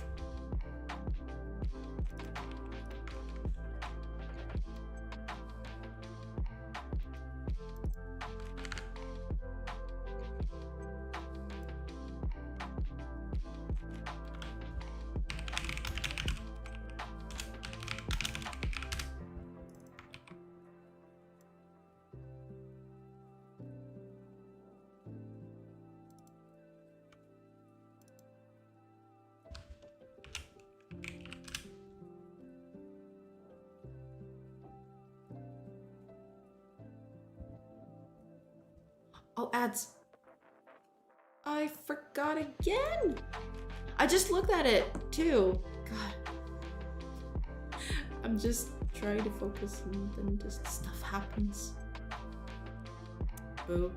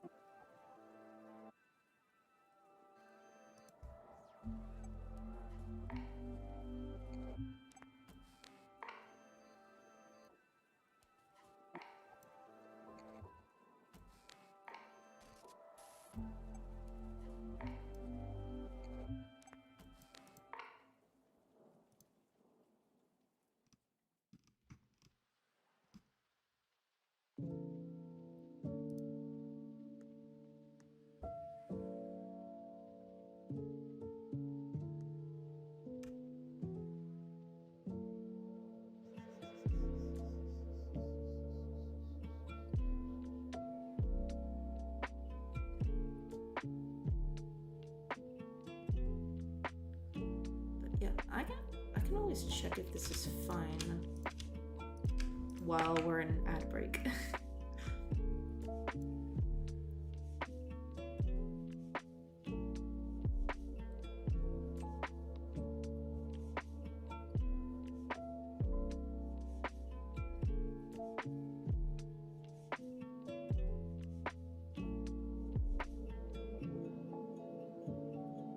Well, to be fair, I don't think I need to check this.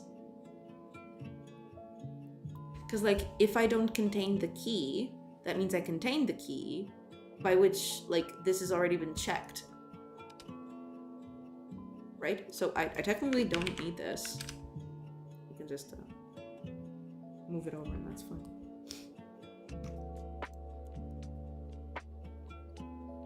Because, like, if you don't have the key, or if you have the key, rather, you've already checked it over here.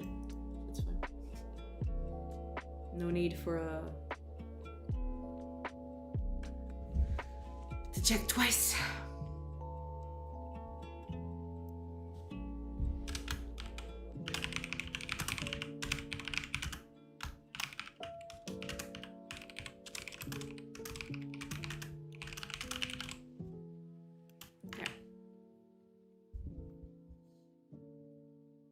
Oh, ad break is almost over.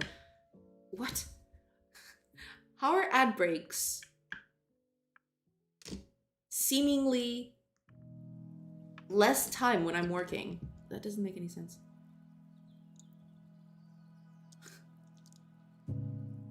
Like those 3 minutes flew by. Unbelievable.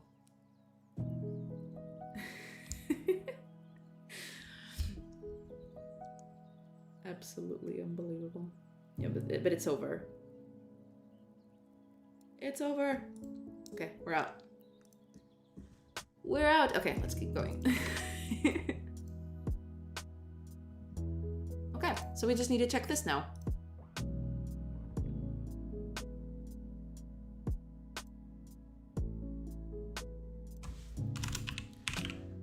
It has equal contents to max resources. Then we just do this. Final text is going to be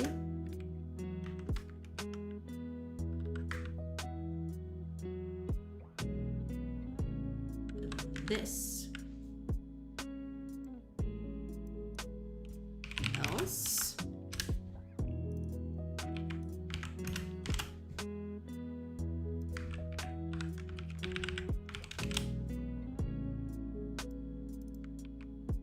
You put it here. Right? That makes sense. Hopefully.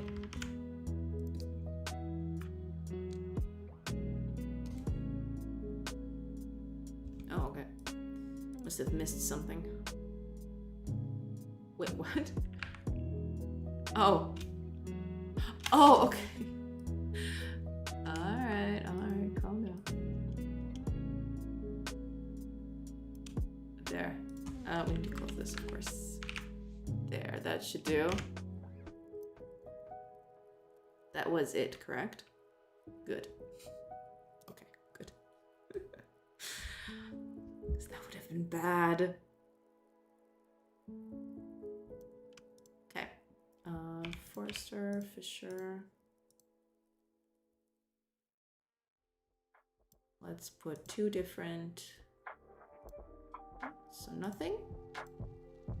Hey, there we go. See? Now it's not repeating stuff anymore. So that's pretty good. Pretty good. But in this case, on the Fisher, it's going to be different.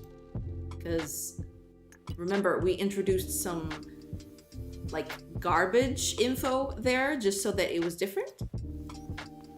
So it does this. Yes, good. Okay, perfect.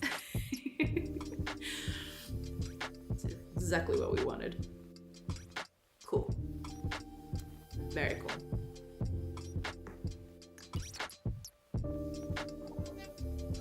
Right. All we need to do now is sum all of this up, put it up here.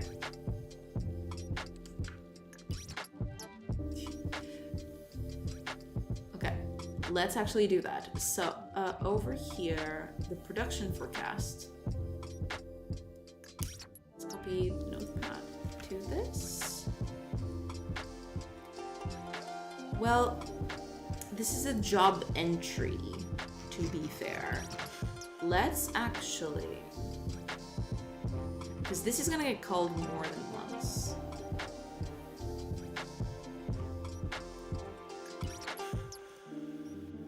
It gets called here on update job entries.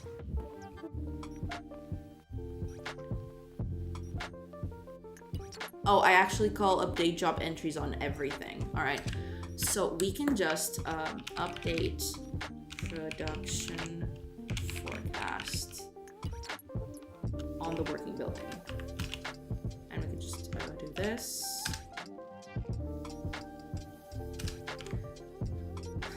Oh, we actually need the production forecast. So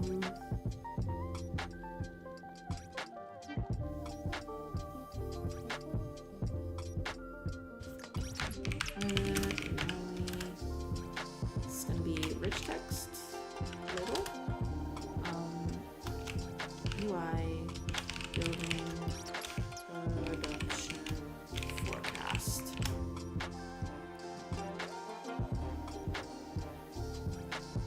Yeah, it's gonna be up here.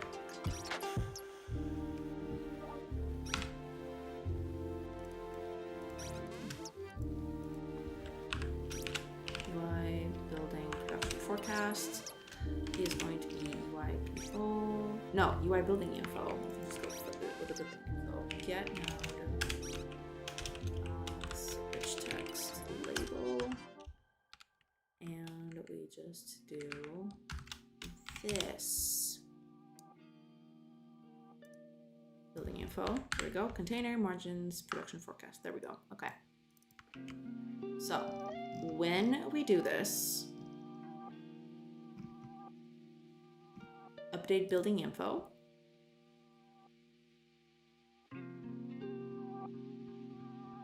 We just need to call update production forecast for this building.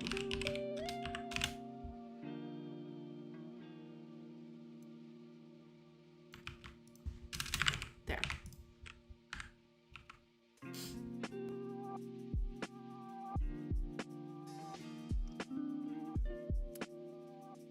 Else production forecast text is going to be nothing. It's not going to show anything.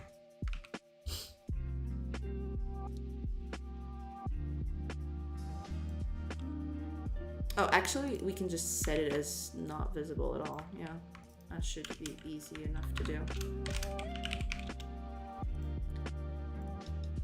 Job openings comes first, so this one goes here. Let's go. Okay. Working building. Go. Update productions forecast. Okay, let's do this then. Update the production forecast. So production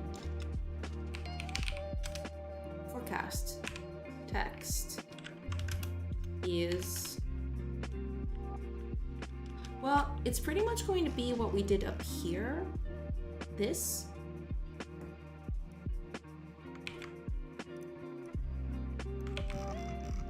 But for the whole building, instead of just on a per character basis. Get production, get result forecast. This will depend on base info. So this is going, I think base info is just player base info. There we go. Procedural random, that's fine. Min resources, max resources, there we go. And then the text is just going to be our final text, and that's it.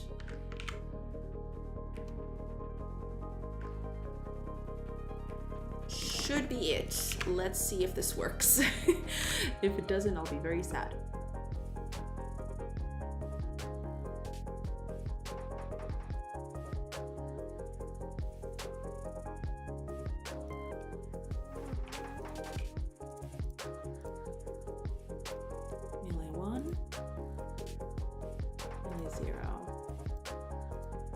There we go. Hey, okay, it's working. And it updates, doesn't do any funny business. Good, okay.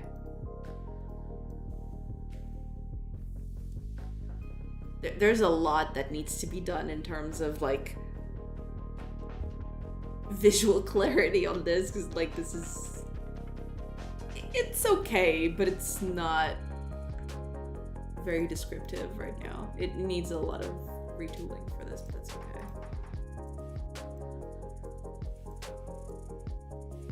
Look at it! It looks like a beauty. It looks great. Okay, let's actually see, because like these values are not like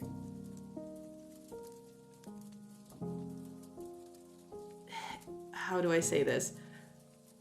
They're bogus because like they're not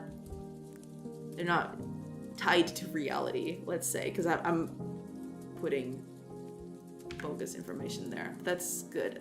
Okay, I think I'm producing. Yes, this one's gonna give me 6 herbs per hour. So that is going to be like 3 hours is going to be 18 herbs. I should have 18 herbs when I get back. No, wait. Okay.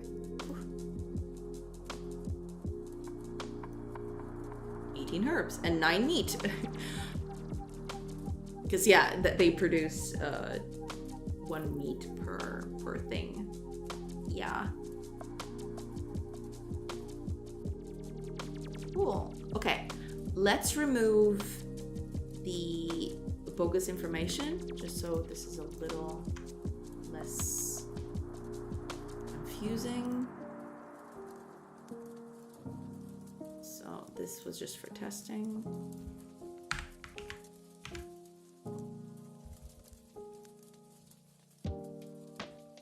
And this should be our ticket into doing a few more interesting things, because now we're producing stuff. We can actually add resources that only we produce, and we can sell them for more money, you know? Good. Range 1, range 0. There we go, 3 meat per hour. 6 herbs per hour. Okay, let's actually go on a journey. Like, just going on a journey. Screw it. See, because like a lot of hours should pass, and that's another thing we need to set up. Like, how long? God, these people don't have any experience at all. I need to actually introduce like a scheduling thing, so like people can't work. Right now, every hour that passes is an hour where people are producing, where that's not exactly true. Like, people need to sleep, you know? Let people sleep.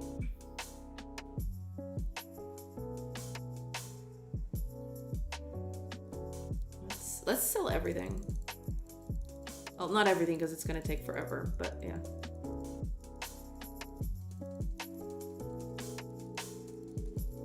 Well, actually, it won't take as long as I thought. Okay. Leave. And let's go.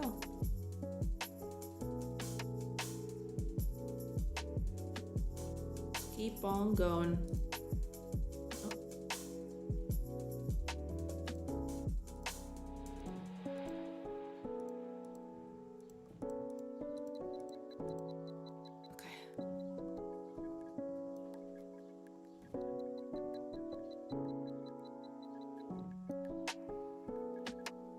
Go. 3 days have passed, so I should have plenty of resources when I get back. Oh damn. Yeah, they produced a lot. And they're still going at it. Okay, this is nice. This is pretty damn nice. Alright. Let me then...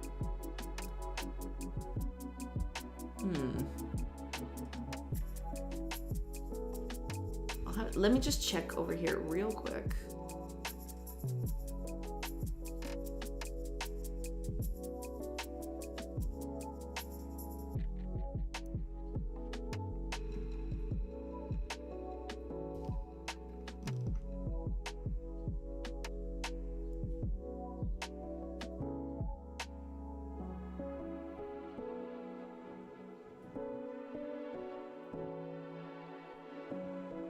Because I did have a list of stuff that I wanted to put in. I want to make sure that I'm not missing anything. Just gonna check here real quick.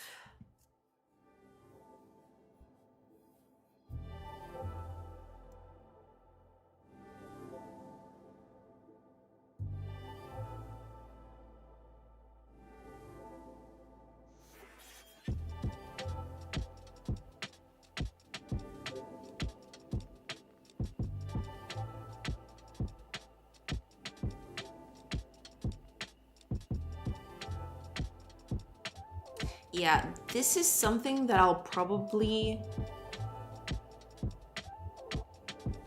Yeah, I'll probably do that.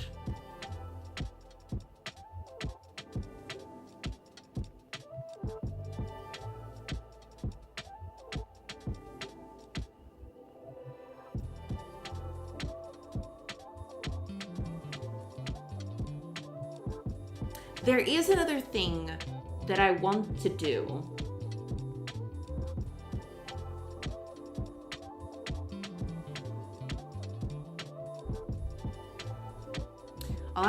Yeah, that's probably what I'm gonna do. I need to set up these buildings to cost stuff, basically, to place. Not exactly to place, because that always bothers me. You should be able to place things even though you don't have the resources for it. Like, if you're, like, shrewd enough, you'll be like, okay, I want to place it. If you want to pre-plan, meaning you can place something in a spot knowing you won't have the resources for it immediately, but once you do, they'll build it. So I can warn the player that they don't have the resources to build a building, or like to complete a building, rather, but they'll be able to place it there anyway, to like mark its place to see it.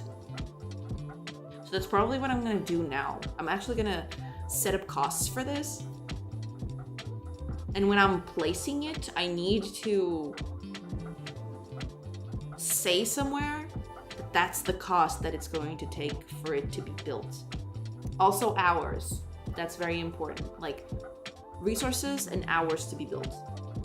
Very important to keep that information in. Let's do that. Oh, actually, I have a bunch of money. Let me just...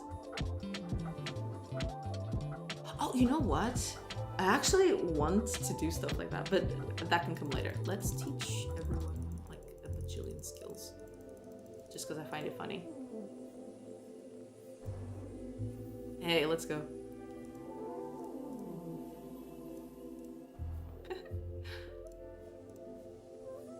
Ooh, this one's pretty close.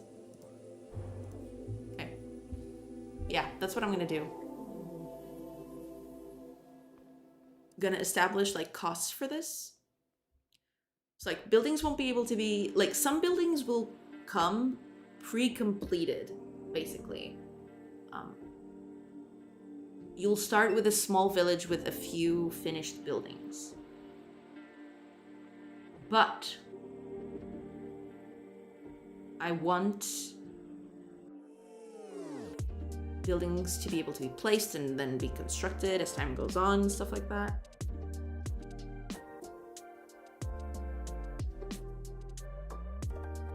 And also building time in terms of hours. Okay, let's get started on that.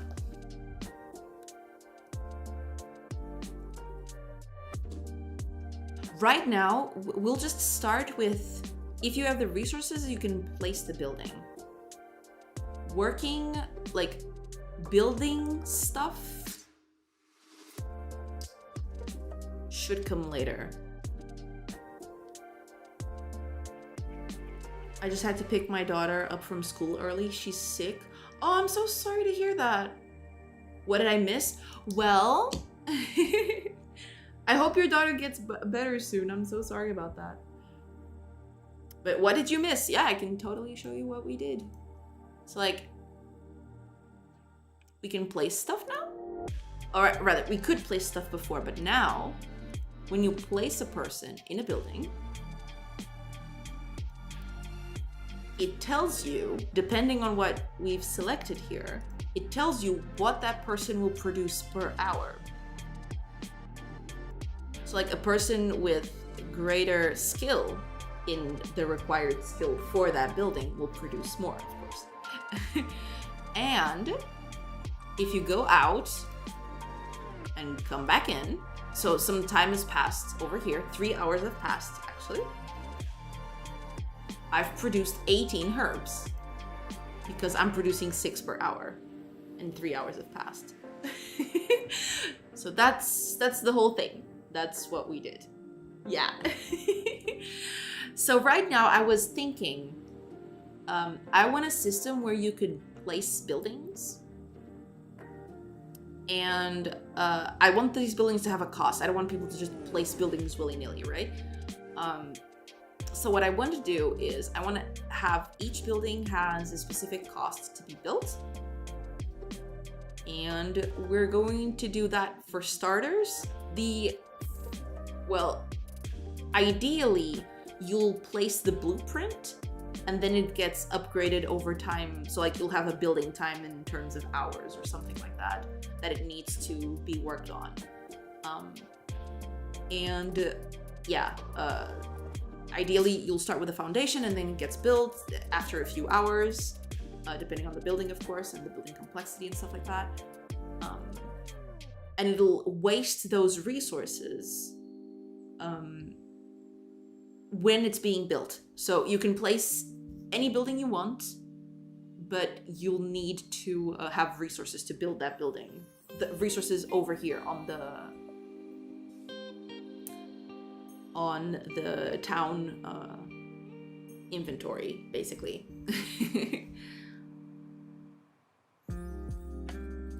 So that's what we're gonna do now. We're gonna define, like, it's gonna be all bogus costs.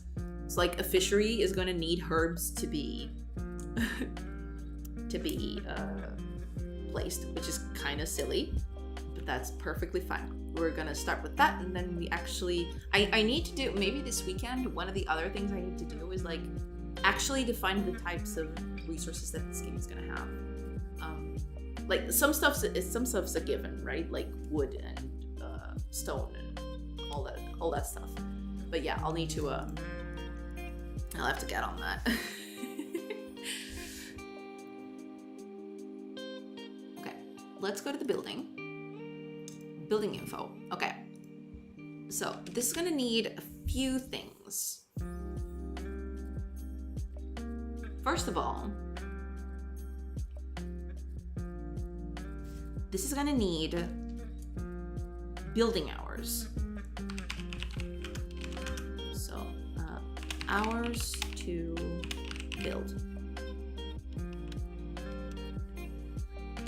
Public inventory collection. This would be build resources. And let's call this build hours. Sure, why not? Okay. But they all get some very snugly together. This sort of stuff is where I would imagine it's easy to get off track and overcomplicate it and balance the fun. Yeah, I'll have to think about that. Right now I'm gonna make it very simple. So the idea is you'll want to, I want to keep this very simple and we'll go from there. Because I need some feedback. That's the thing. I just want to build these systems so that I can improve them when I get some feedback from people. Eventually, when I put this demo up, the feedback will help me see if like I'm on the right track or not.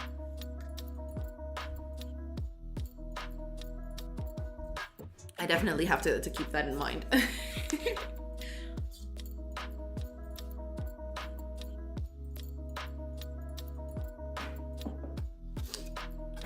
But yeah, I also have to look into Foundation apparently. Someone recommended it to me.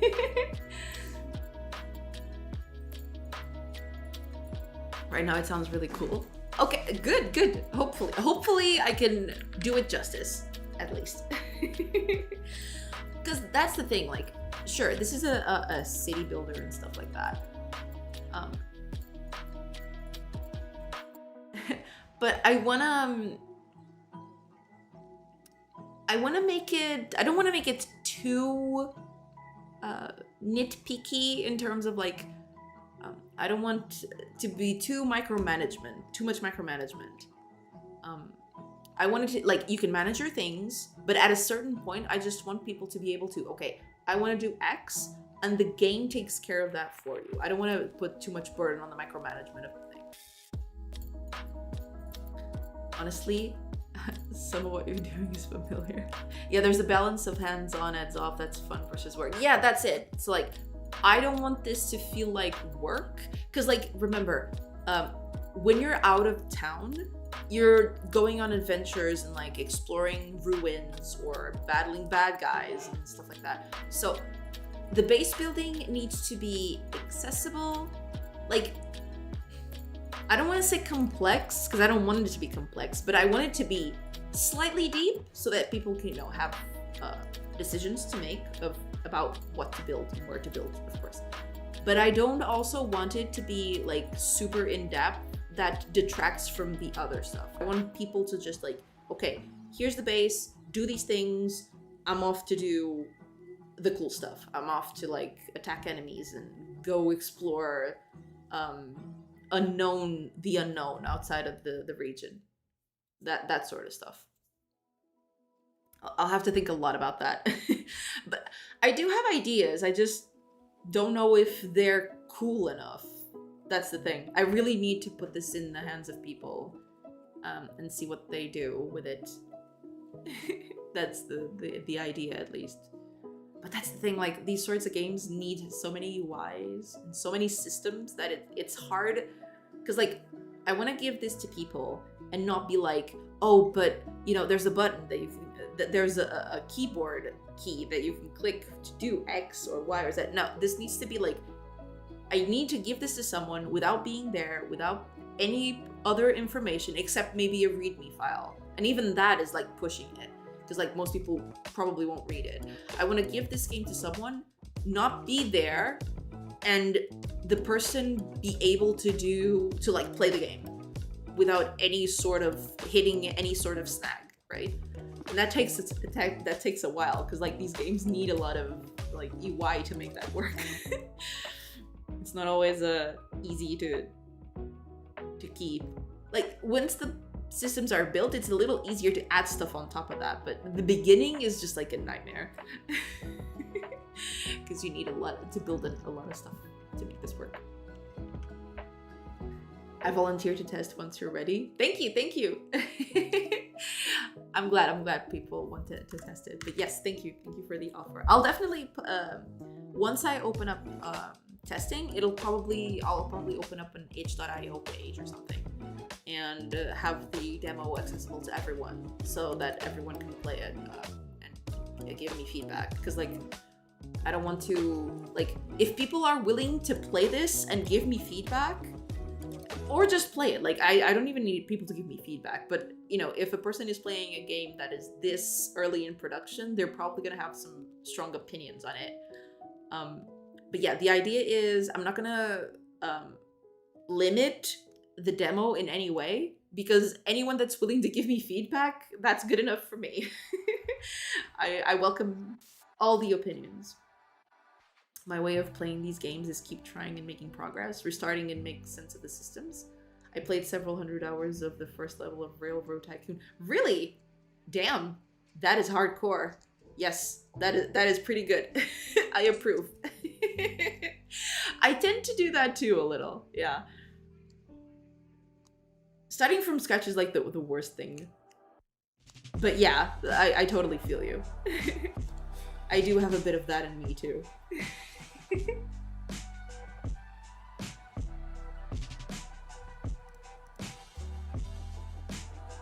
I build when things go sideways, start again, just learn the system. Yeah. Because that's the other thing I need to do. Right now, this is all very sandboxy. Because like you're not getting attacked or anything. Like you just go wherever and you can just leave stuff there and nothing happens. I still need to implement that. The whole thing, like your base gets attacked and you can get buildings. Your buildings can get destroyed. Your people can get killed or kidnapped, or there's a whole lot of things. there's a lot to do.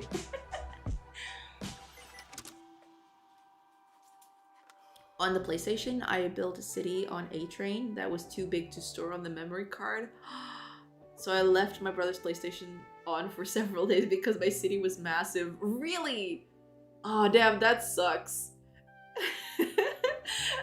Building a cool city and then... No, that's not gonna happen. We're not saving that. That's too much. that sucks.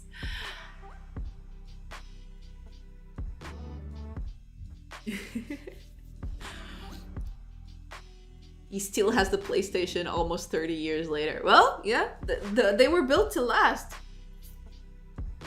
I actually don't know. I do have a, what do you call it? A Sega Genesis, I think that's how you call it. Because, like, we didn't call that. The Sega Genesis wasn't Sega Genesis over here. But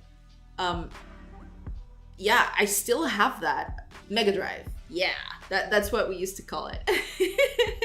It was the Mega Drive, and I still have it. I haven't. Oh, you're from the UK. Got it. Okay. I thought you were from the US for some reason. I don't know why. No, never mind. But yeah, Mega Drive, and I still have it. It was like my only console for like decades. It changed like 2 years ago when I bought a Switch. I think it was 2 years ago that I bought the Switch. But besides that, I only ever had a Mega Drive.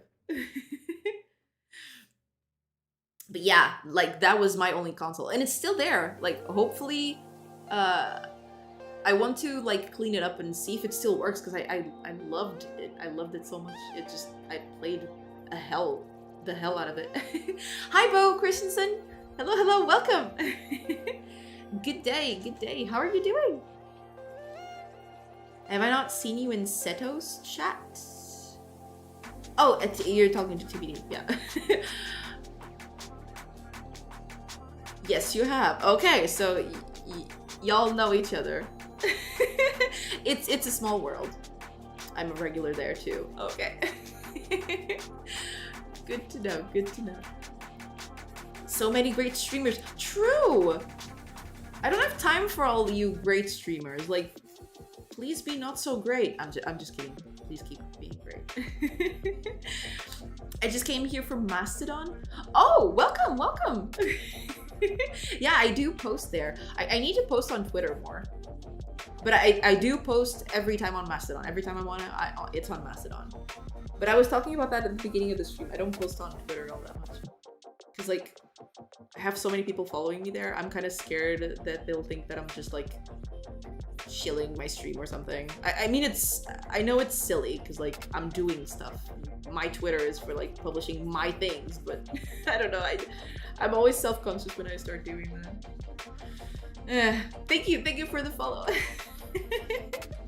But I'm glad you found me on Mastodon. That's pretty cool. Welcome.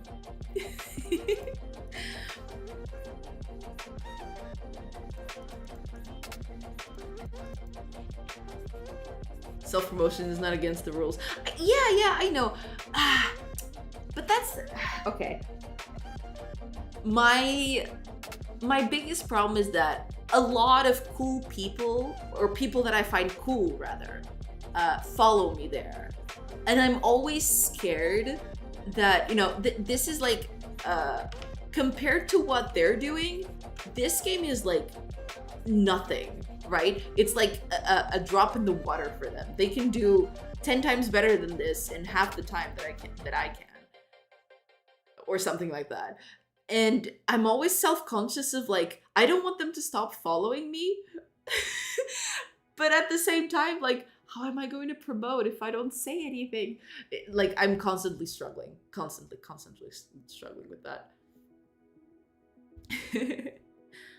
For me, it always feels really weird promoting myself and stuff I do. Yeah, I think that's just a thing with people who do creative stuff. I guess that's a struggle for everybody. I think you're vastly underestimating your talent. Maybe. But thank you for saying that. Yeah, I need to like make a small graphic for when I'm on or something. That way I don't feel so bad. Like if I make custom art for when I'm on, then I won't feel so bad. Because if I'm showing the game, I'm always self-conscious of like, this is still a prototype. It's using like pre-made assets. It just feels really tacky. I don't know. It's just I struggle a lot with that. But yeah, I really should post on Twitter more. I really should do that. Because a lot of cool people follow me there, and some of them have even been on stream.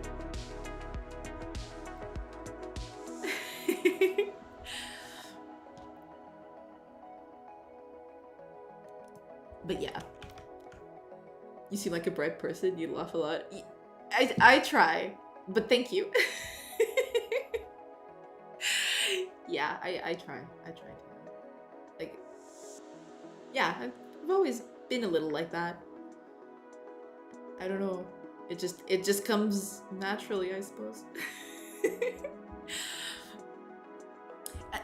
That's actually a pretty funny story because like I had a job interview once where I just kept on laughing, and like part of it is nerves. Not here because like over here it's just like it's almost part of like what I am. Like I just left because I do.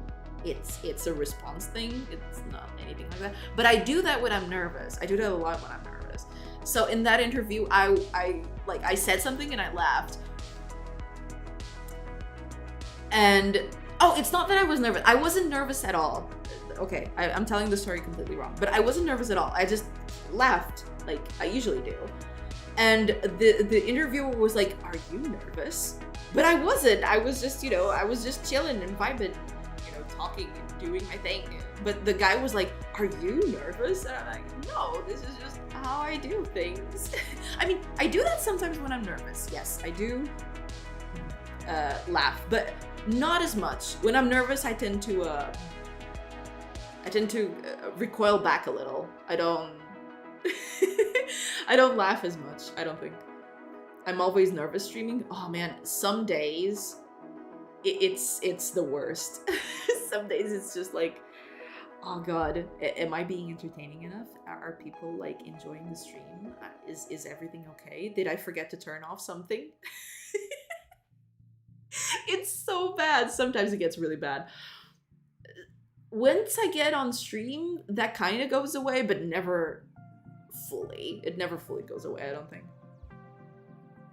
Better habit than mine. I keep trying to make jokes when I'm nervous, but the trouble is I'm not very funny. Well, that can sometimes work. But yeah, telling jokes when you're nervous is usually harder, I feel. Because you're like self-conscious about your whole posture and the way you deliver the joke and stuff like that. And the way you deliver a joke is pretty important for the joke to land. So yeah, I feel you on that one.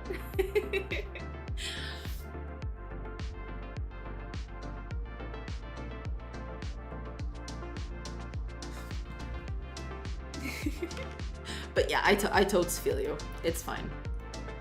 We just do what we must. It's okay.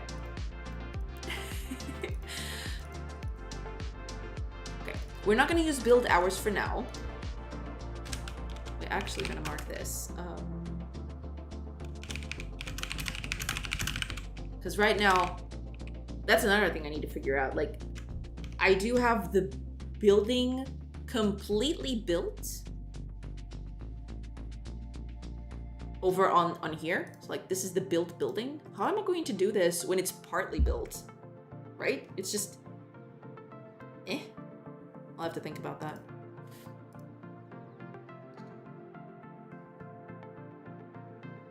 What's this project? Can you tell me a little about? Oh yeah, of course. I'm so sorry. Like I am a very bad host. I'm very sorry. But yeah, I can totally talk about it. Okay. So this project is like a part base builder, part RPG. So what do I mean by that? You have your own base, which is underneath this character. I can just walk around it. This is your base, right? And you can build it however you like. That's what we're actually doing right now. The whole placing buildings, and those buildings do cool stuff. So like they produce resources and stuff like that. The idea is your base is going to produce resources that you'll want to trade with neighboring cities. For example, this one over here, or this one. The idea for it is you won't have access to every resource on your base, right? For example, we're far from water, so we won't have fish, stuff like that, right? So that's why you trade with other cities, so you can get access to their resources. But then there's an added complication to this. Your base is in constant attack by an enemy force, and you'll want to defend it. So the idea is you go to other cities to get resources and also sell your own resources, so you can get more resources, so you can come back and upgrade your base and train your warriors and do all that sort of stuff. So to make your trade caravans work, That's where the RPG part comes in. When you send out someone in a caravan, which is what is happening right now, this is the overworld, and you can send people anywhere. So when you send someone to visit another location, you have a group of warriors with you to protect it. And these warriors have like skills and stuff like that. And they use weapons, they use armor, they use all that sort of stuff. So you're supposed to be attacked on the road. That's not implemented yet, by the way. You're supposed to get attacked on the road, and either by wild animals or by the enemy as well. So that's why you have warriors sent with your trade caravans. Oh, hold on. What is happening here? What the heck is this? Okay, it's just being silly. I don't know. It's probably... I have to check that sometime. Anyway. So the idea is, when you're on the road, stuff will happen. And also when you explore the wilderness, stuff will happen. You can find ruins. You can find resource locations. That's where the warriors come in. When you camp at night, because you'll want to camp at night so you don't get surprise attacked during the dark, you can also use your time to get resources from the nearby environment. So like, for example, this camping location has 6 animals to hunt and 20 plants to get. So you can set your characters down here to gather herbs or hunt, depending on their expertise. You can see that they have different skill levels for the types of stuff that you'll set them to do. You can also tell them to just be idle and not do anything.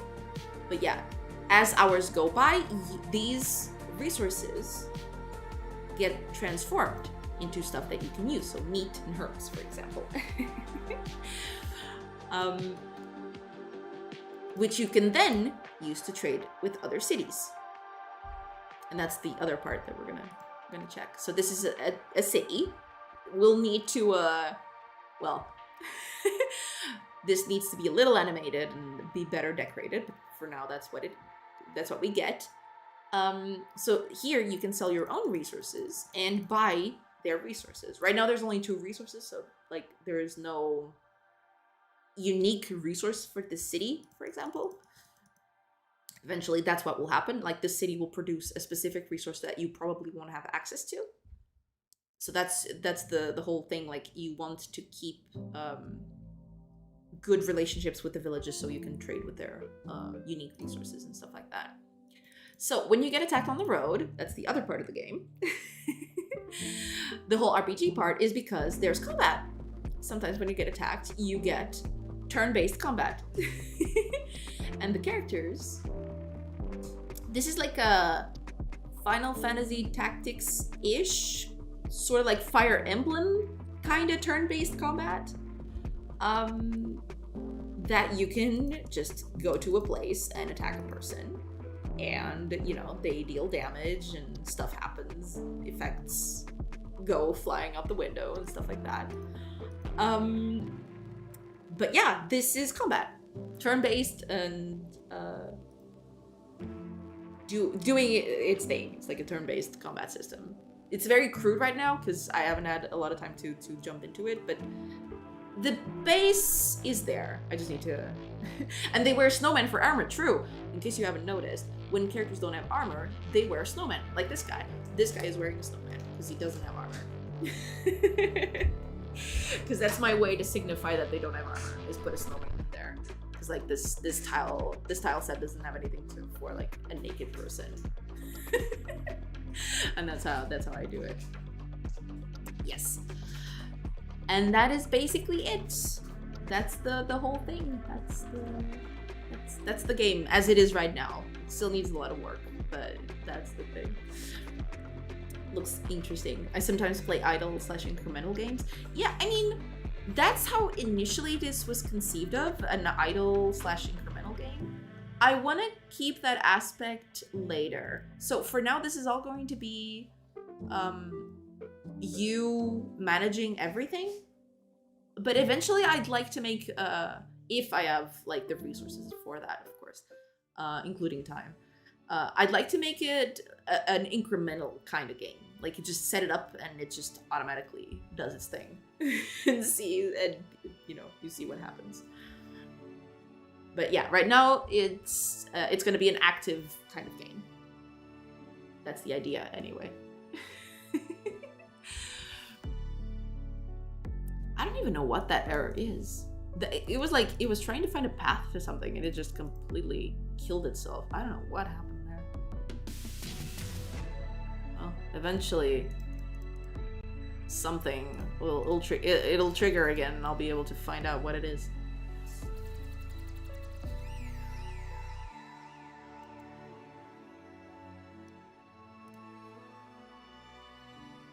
Okay.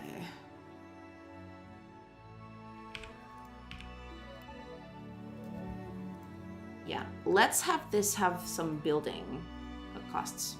That's what we were doing. Let's do that. Let's put building costs on these things. Okay, so when we're placing a building, right now we're just gonna take it directly from the stockpile. That's actually another thing I need to do. So when we deposit stuff on the base, just like there is a deposit button. There we go. Where is it? Ah, okay, here we go. Let's actually deposit inventory.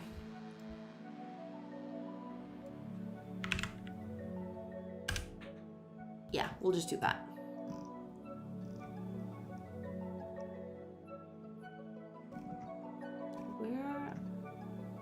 Here we go. We'll just copy this and do something a little different. We'll need to, yeah.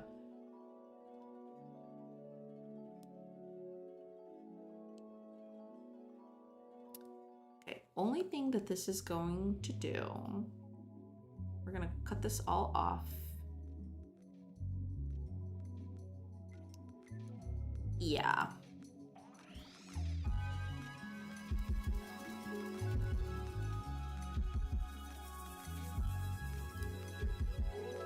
That's the thing. Yeah, okay. It's not gonna look like this at all, but that's fine. Player base info? No, what was it?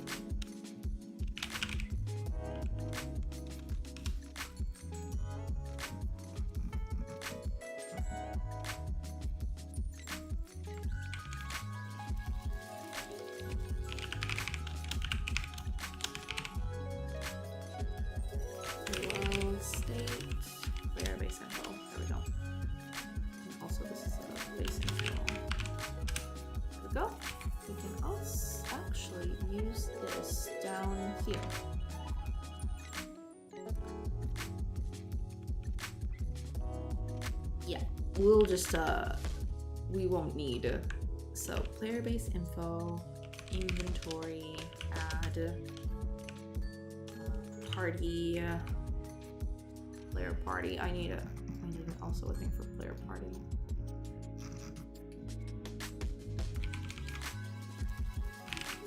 Player party.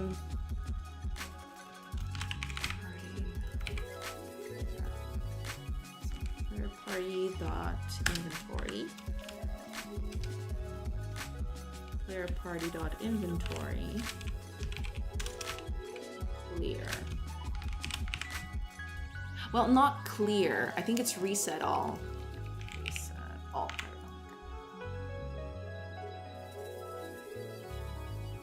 There. So we put everything on the inventory of the thing. And that's it.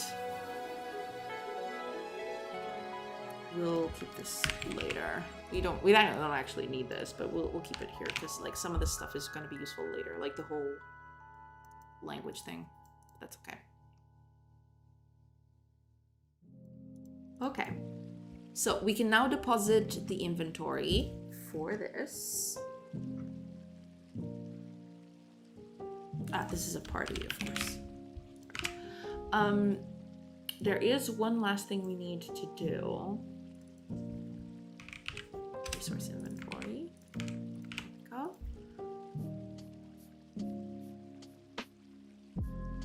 There is one last thing we need to do before we go through with this. When we update our actions, here we go.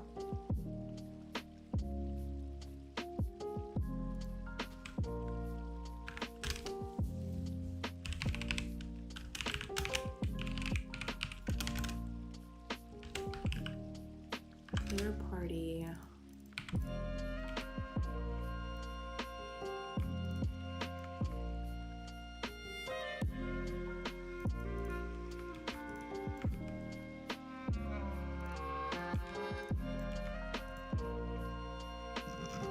So, player party, resource inventory.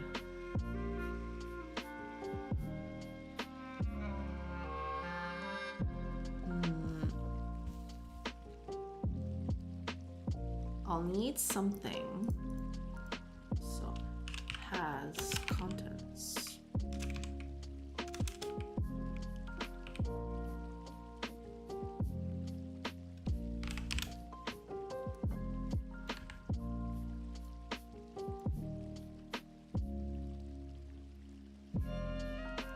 There, we need to implement something like this.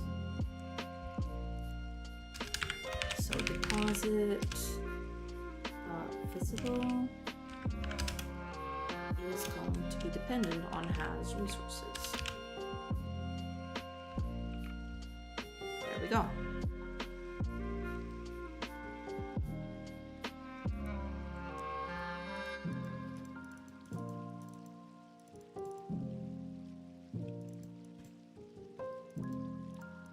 Right, so we need to implement this.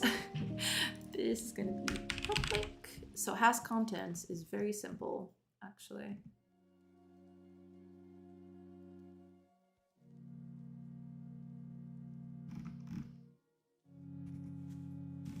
We'll just copy some stuff from here because it's pretty much this.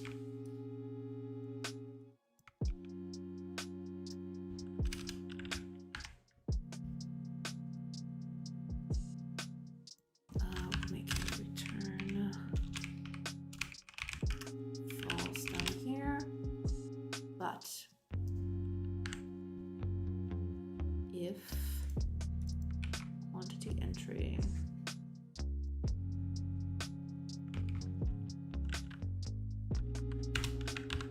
dot value is greater than 0, then we return true. That means there's something there. Right, that makes sense.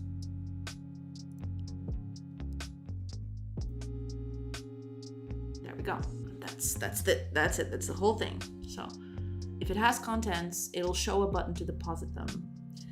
When we build a building now, over here, when we're placing a building, can place building. So,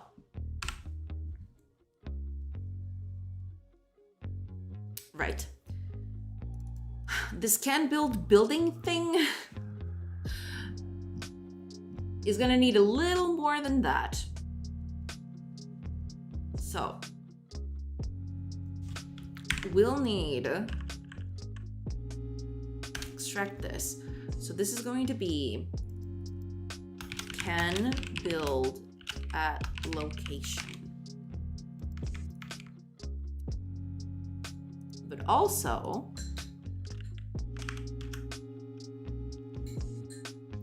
we'll need base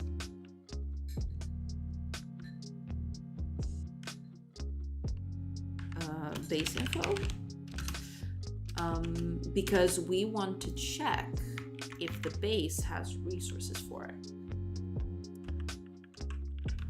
Inventory contains, not exactly contains, but like has resources. And here, that's where the whole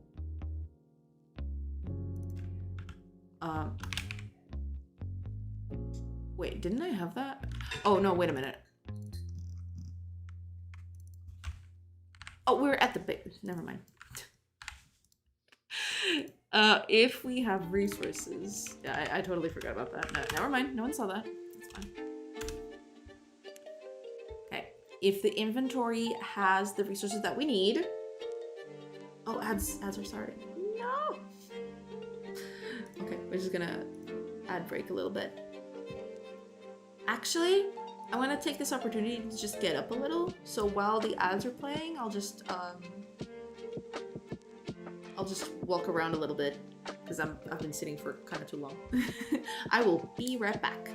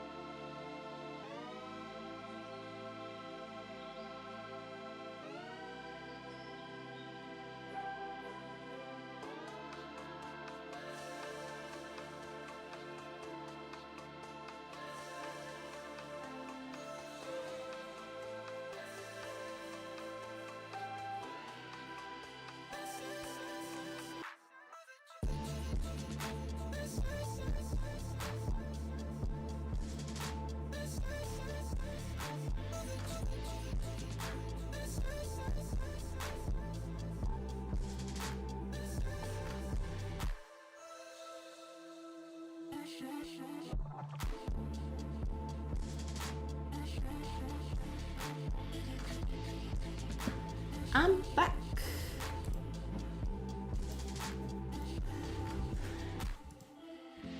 Thank you for sticking by, everybody. Oh, thank you, thank you.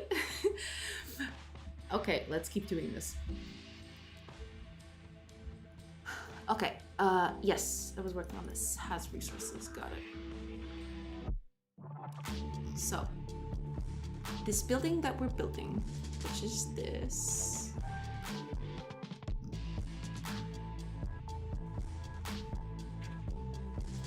Right, okay. We'll need...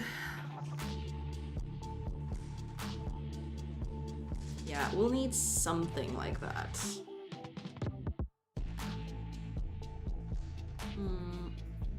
Actually, let me just check something real quick.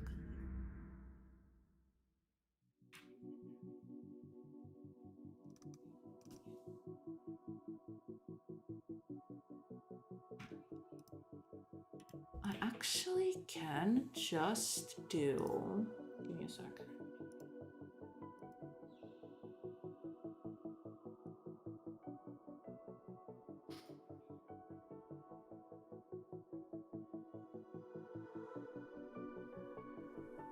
Right, I forgot about this. Yeah, that is one of the things I need to do later. I need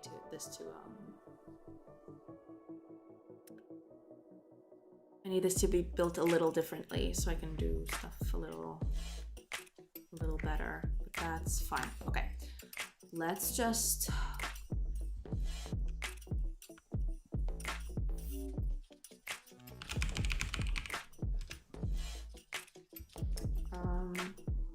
build resources. What we're going to do is we're going to check if we have those resources and if we can build at that location. And we're going to need to implement this. Should be easy enough. So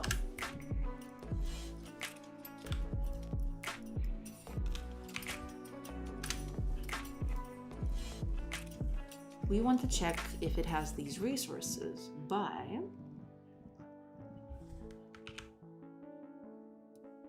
checking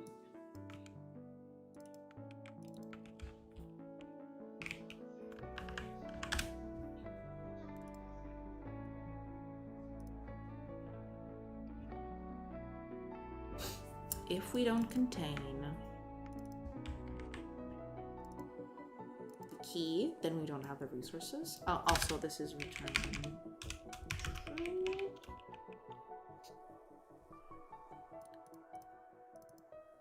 If this quantity entry dot key is greater or equal than the value, no, less than the value. Like we're testing if it's not, like we're testing if it isn't available. Okay, so if it is less than the value that we need, then we also don't have the resources. If everything checks out, then we return true. Okay, that should be good enough. Okay, now, can build building. The resources for this building will depend largely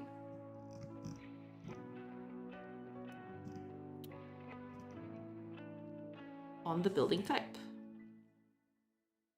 Yes. So let's go to building info over here. We do have the build resources, but we're only creating it down here.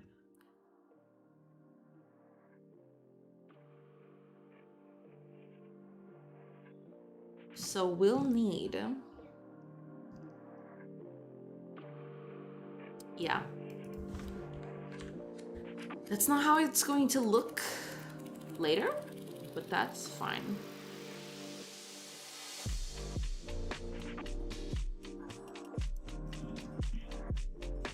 When we enter this, yeah, here's the building template.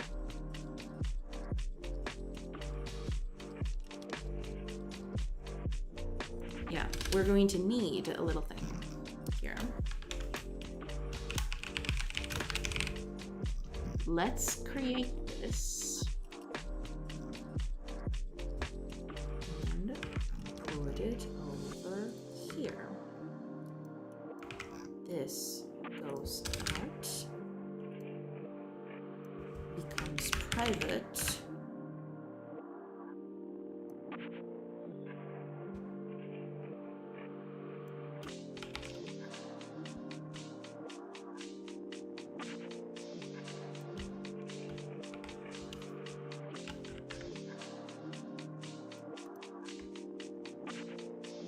Yeah, this is gonna be... Okay, give me just a sec, because we need to... Yeah.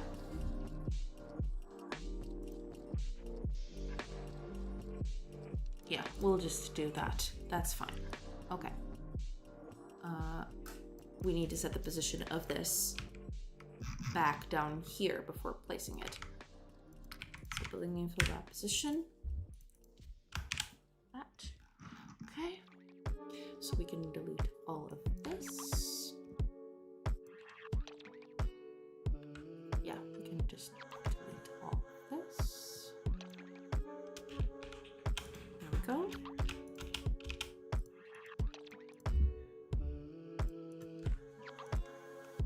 And let's make a small section for this.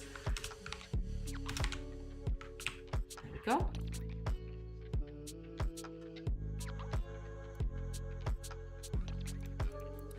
There we go.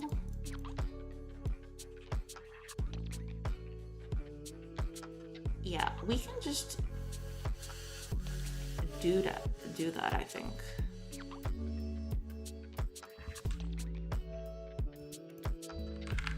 It's not giving me the autocomplete, but I'm pretty sure we can just do that like so. Building info type dot switch. Do this. So the default is going to be this.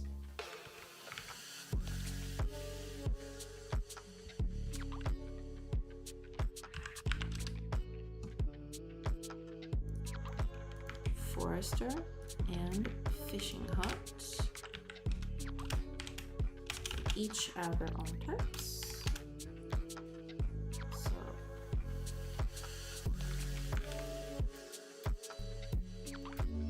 and this is also something that really needs to change later. That's neither here nor there. Let's put this on a fix me because this still needs to be fixed. Like I don't want to have to input everything all of the time.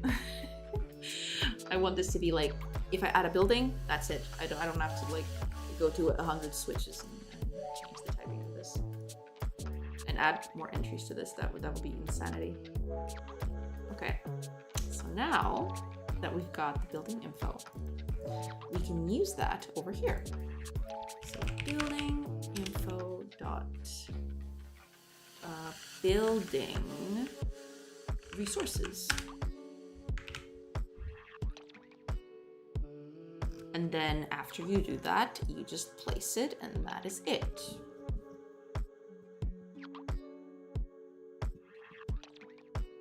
Yeah. So that's good. We got that. That's covered. Okay. I think that's good.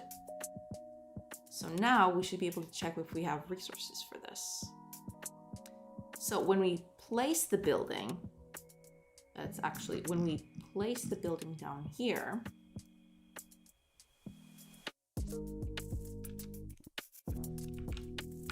player base info build, well,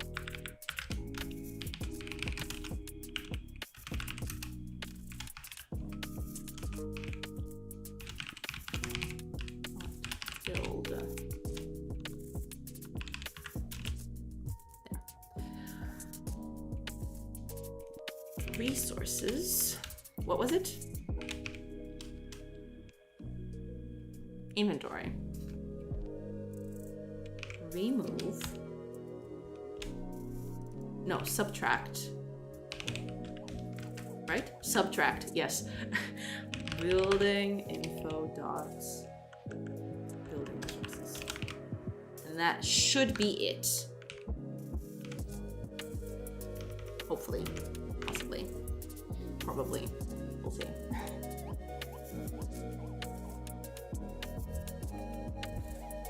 Oh, okay. Hold on.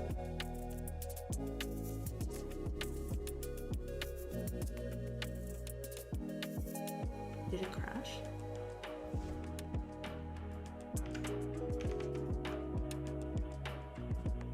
What?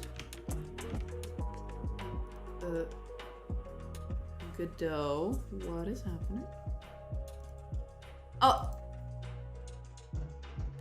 Man. I really wish we could turn that off. Because I always miss this little pop-up over here. Like, I know it failed because, like, it's down here, it's red, right? So it didn't build. Why is this thing here? This is so confusing. Please let me turn this off. Godot, if you're out there, if you can hear me, please turn this off. Or at least allow me to turn this off. Because I always get confused.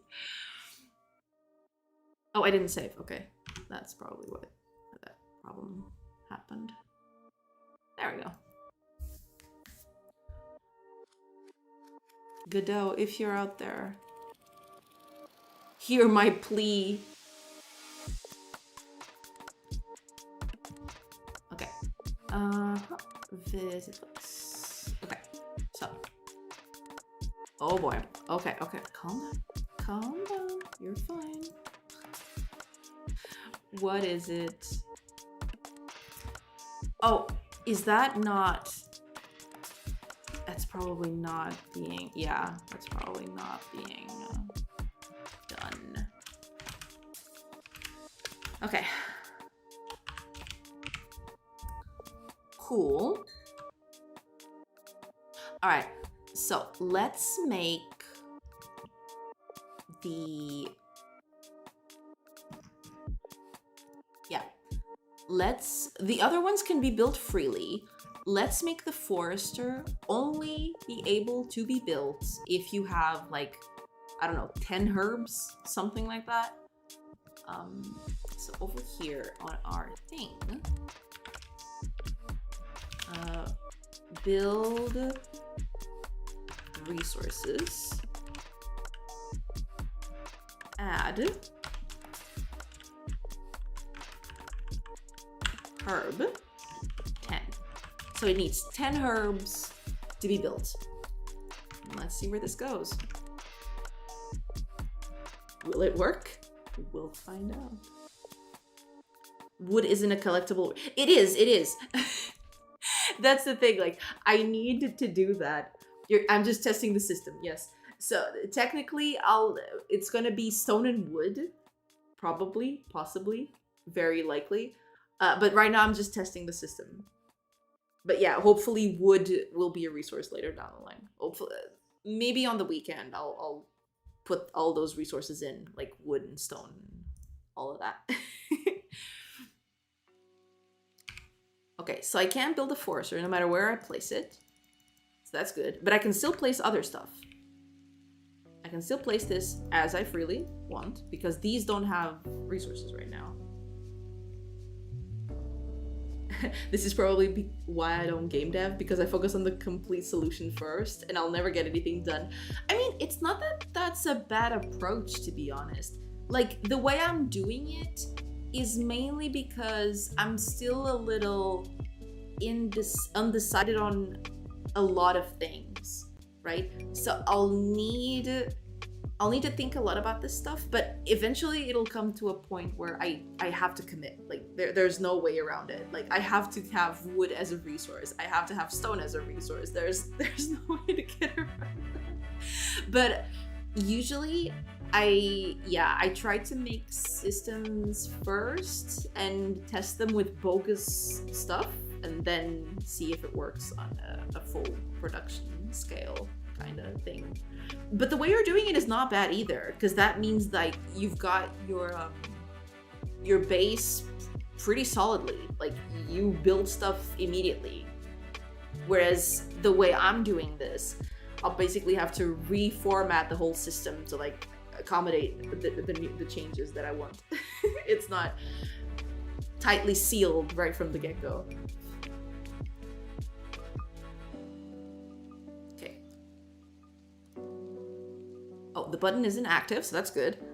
Still can place a forester. Let's go out to camp. I'm gonna game this a little bit. Let's gather herbs. Yeah, 40 herbs. Visit. So now I should be able to place foresters. And I still can't. Oh boy. Uh-oh. What is this? What? Huh?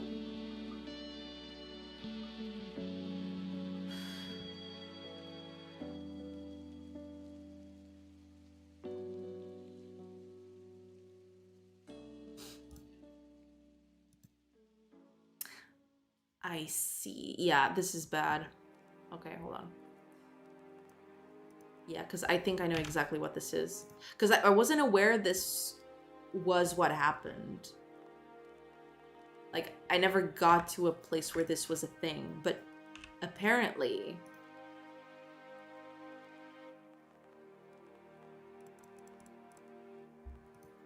Yeah, okay, that's exactly what's happening. I didn't know this was how it worked, actually. So when I do this, I always assumed that it would only get these types of elements from this collection, but that's not how this works. Like, it casts everything in this collection to this. So that's not very good. So we need to change that. We need to, because buildings is building info, I think. Yeah, building info.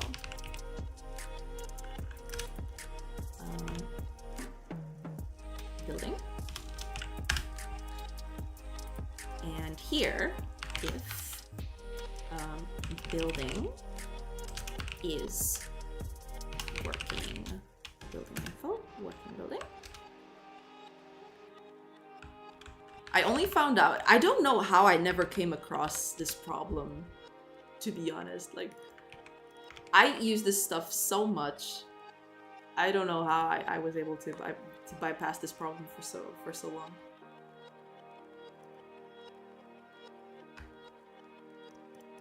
Okay, that should fix that. Possibly, hopefully.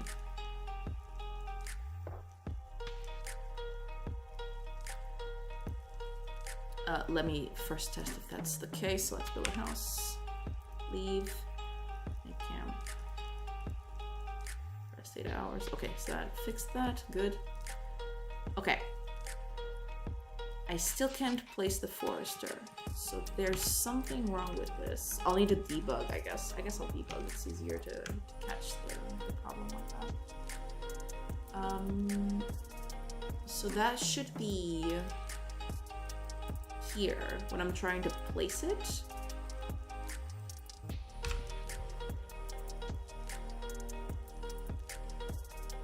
Yeah.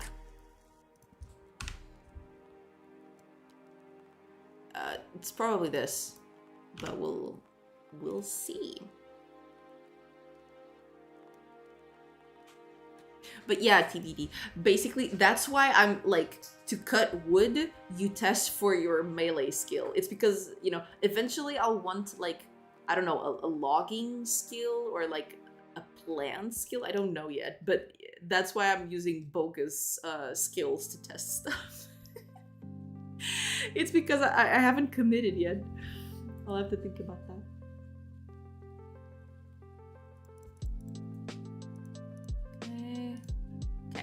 So, oh, I didn't debug, did I? Oh, I know why it's not working. It is working. It's just, it's working, but I'm bypassing a thing. Hold on.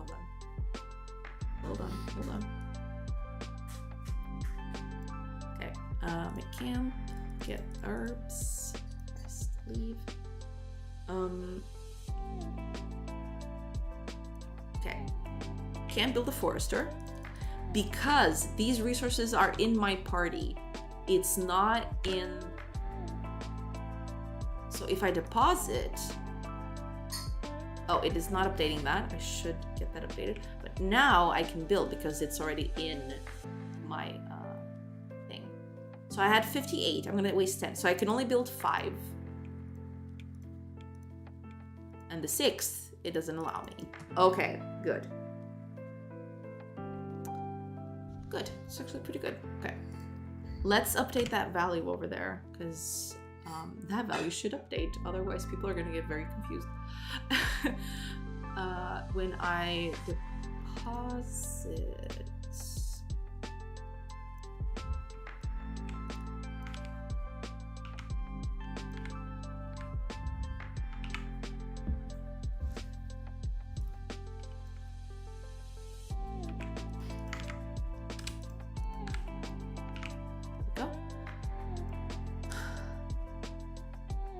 That's okay.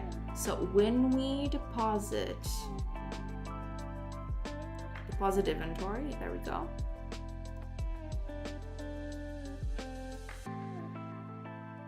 There we go. Okay. So what we need is to go actually. Yeah, I'm gonna tack something on. Hi, Cutting Vortex.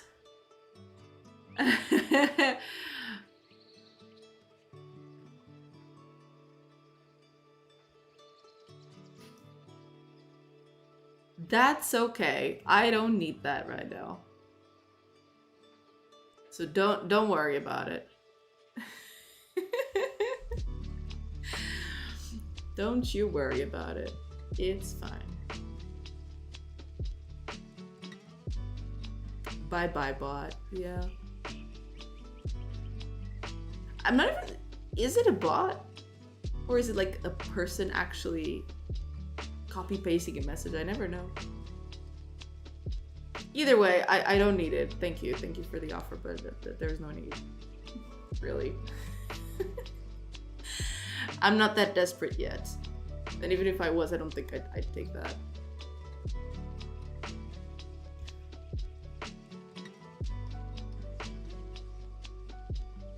I never know, but you're the only streamer I've ever seen not insta-ban. I mean, yeah, so long as they don't spam it, it's fine.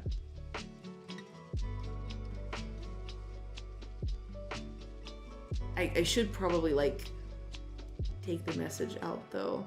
Crap, I don't know how to mod on. How do I? Because I can't just delete a message, can I? I have to like ban the person because I don't see it. I can only pin or reply to it. I want to delete that message, but I'm not very good at Twitch, y'all. I'm sorry. I'm like the worst at Twitch. If you time out, it'll remove. Oh, really? How do I time a person? Oh, okay. Hold on.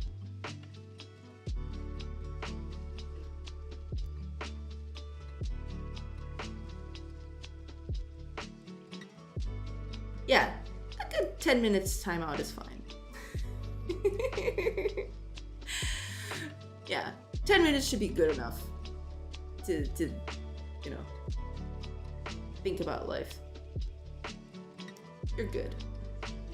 You'll be fine. But I don't need that, thank you. I don't even know if the person is here. Like, I'm talking to it like it's a person, but I don't even know if it is.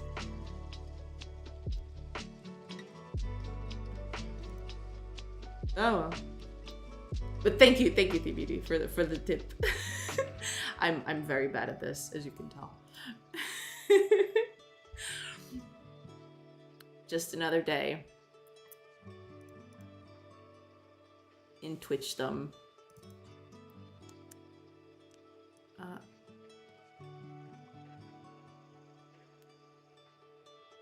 Okay.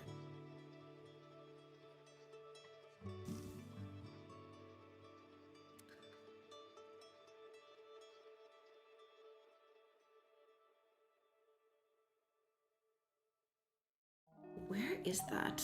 Hold on.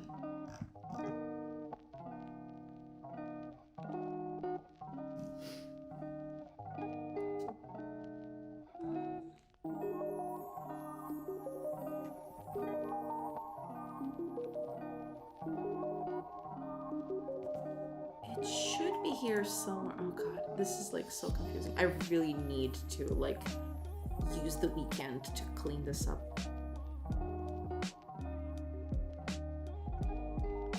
No, it has to be here somewhere.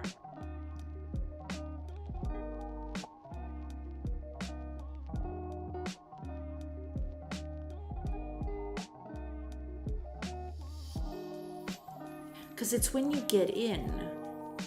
Is it here? Here we go. Yeah, here we go.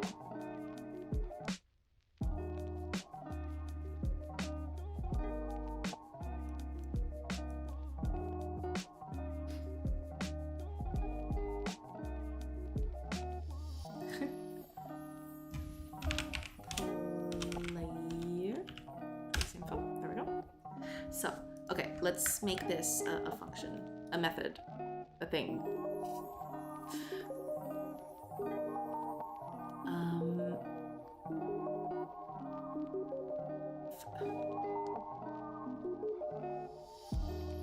No. Oh God, I'm.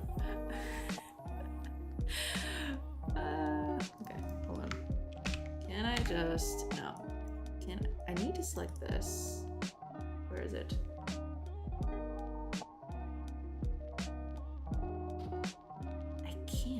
Interesting. All right, let's just do it over here. So public update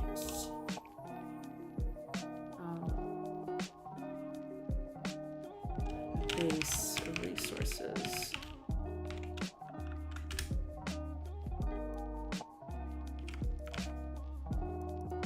UI. Put that right over there. Now I can use this in other places. It's gonna be really tacky. This is supposed to be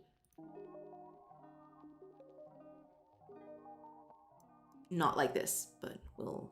Okay, when we're placing a building, we place it, and then we go to.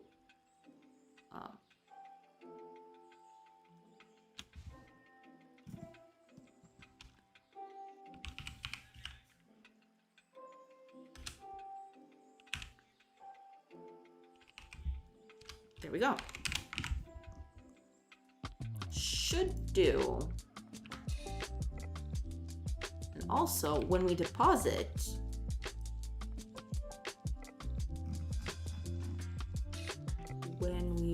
here we go, update. There we go. Easiest, oops, sorry, easiest part. Hopefully. Let's see if this works. I have a lot to rework this weekend. Hopefully it'll be for the best. Okay, so can't build still. Yeah, I mean it should all still technically work. The only thing that isn't working is the what is it? The whole resources over here. Rest 8 hours, leave, visit, deposit. Crap. Okay, I need to. Yeah. Okay, but that's fine. We'll manage. It's fine. Let's see if this is still working. Okay, so I can build 3 foresters. 20, 10. Okay, so I can't build anymore. Okay, good. Only thing we need to fix this is when we deposit the inventory, we just go to UI manager, resources panel, update resources of the player party. Game manager.color map. And that's it. Hopefully that fixes that.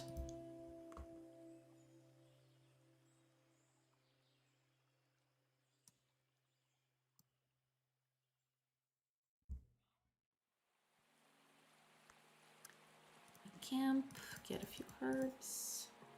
Rest. 54, so that is enough for 5. Can't build it because it's not on the base yet, so let's deposit. Went over to here, good. I should be able to withdraw too. That'll come later, I suppose. So I can build 5. 1, 2, 4, 5, and I can't build anymore because I don't have any resources. Okay. So we're on the right track. Just leave. Let's make camp again. Just leave. Visit.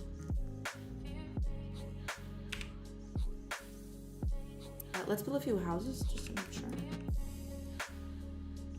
Let's build on top of the poor woman. So 4 more. Oh no, I have to deposit. Let's deposit, then build. 1 more. Can't build anymore. Good. Okay. Now let's add people to this. Because that's where the fun starts. You can actually set people to forage for herbs. So basically, you'll be able to build forever. So now you're getting resources to permanently keep building stuff. There.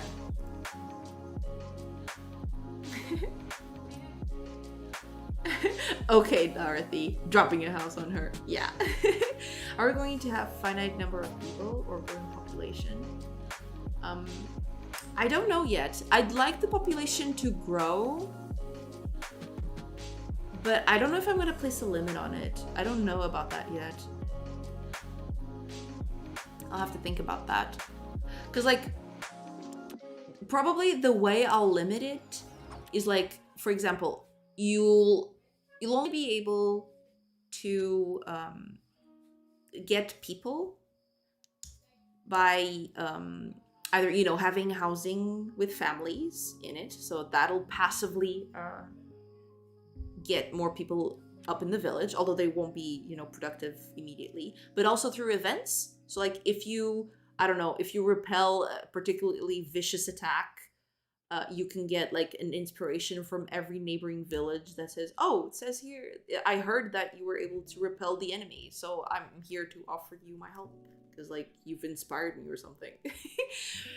So yeah, my way of checking population is like, more population will probably toughen the game a little in terms of difficulty. I don't know how I'm gonna program that yet. But yeah, if a lot of people die in a raid, for example, I'll just have a few events where like, you know, I heard you need people to rebuild. People show up, you know. You can I can help you rebuild or something. Stuff like that. Something like that, at least.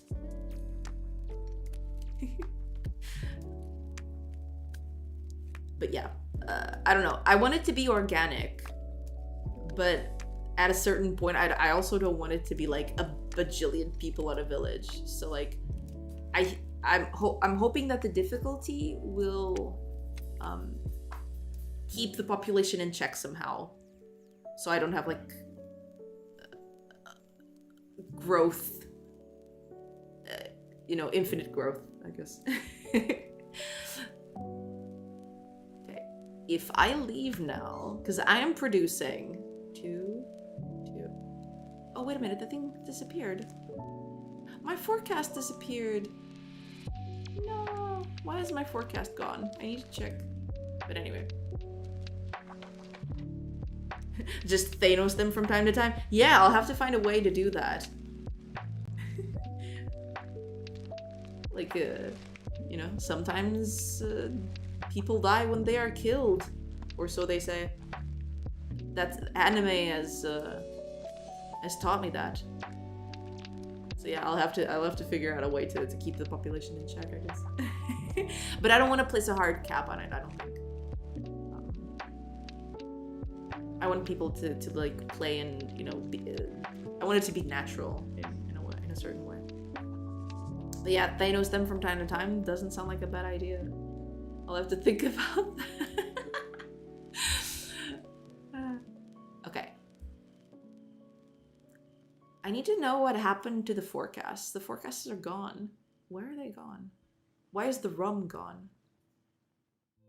I need to bring them back. Anyway, leave. Let's walk around. Come back. So 3 hours have passed. Is it? And I have 50 herbs now. Which means I can build 5 more foresters. Yeah. All the foresters. I can't build anymore because I'm out. But I can keep walking. And the resources will stockpile. Yeah, I can build 4 more. I don't think I can fit 4 more foresters in here. I can build this one more, but yeah, I'm out of space now. Can't build the last one. Sad.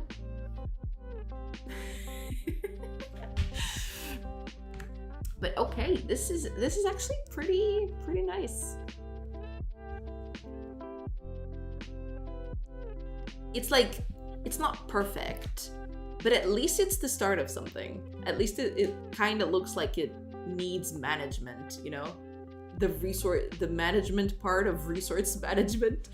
At least it's here now. It's very basic, but at least it exists.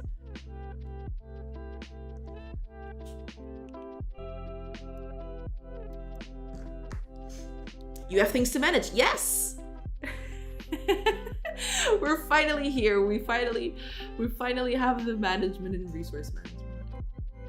What a time to be alive.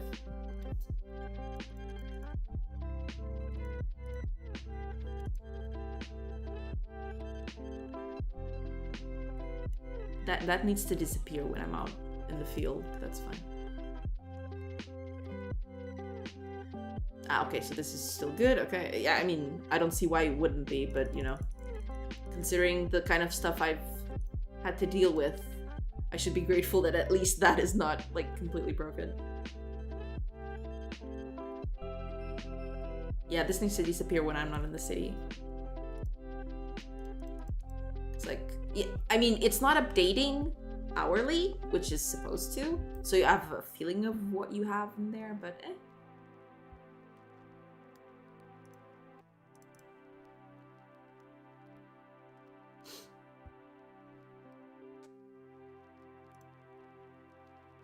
Ooh, that's a lot of herbs. That's a lot of herbs. That is quite a bit. So yeah, production is well underway. It's actually pretty nice. And I also have coins, which I can use to recruit people. Oh, that's actually, like, I don't, this is not gonna be a thing later. Like, I won't be able to use coins to... I bet this town smells stunning. Yeah, lots of spicy and medicinal herbs. It's like a Moroccan market full of spices and stuff that you can smell a mile away. Let's teach them all melee stuff. I'm getting close to the point where I just want to fiddle with this. Like, it's not quite there yet. There's a lot of stuff that still needs to be done. But, you know, sometimes I just think, man, if a few more features, and this is actually like a nice little loop. So, it's getting somewhere. It's getting somewhere. Could be worse. lots of melee combat experience. So that's pretty nice.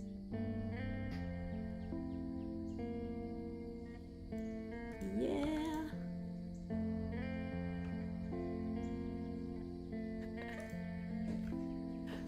Alright.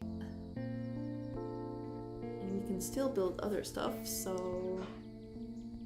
Yeah. Oh, actually, this is really making me want to try and make my ideal transport tycoon-like game. You should! It'll probably be a lot of work. Let's be real. But yeah, that kind of project is amazing. I love that sort of stuff. Like, tycoons are my stuff. It's my game, my whole thing. I love those sorts of games.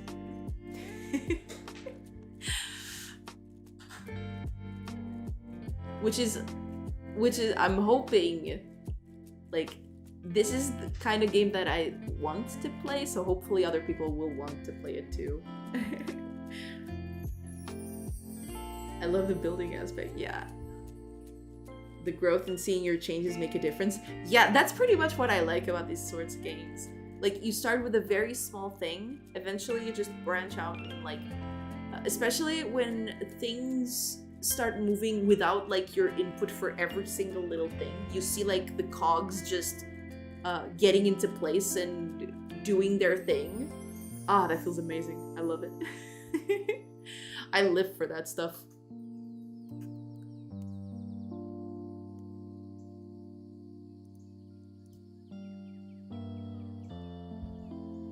Okay. Let's just see if I can have, if I have something small that I can implement now. Because I'm probably close to finishing, but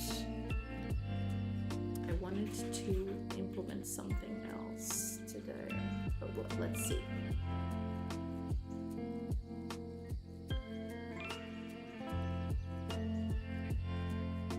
Ah, there is this, but this is gonna need, yeah, so, like, okay, probably we're gonna work on this next week probably, but let's give a little tease. Let's give out a little tease of what's gonna come. Like, right now, okay, let's get the game running. Right now, you have your own party, so like the warriors you send out with you. And you have, I can't even access it. Oh, it has to be a fisher, yeah. You have your own population in the city. The idea is, I should be able to, I don't know, leave people in the city, like training, for example, and they get good at, like, being warriors and stuff. Then you can put these people in your party. So you, like, have a small menu over here somewhere that you can just say, okay, this person, get in my party, right? And that's how you'll do it. Like, initially you'll have like 1 or 2 warriors to keep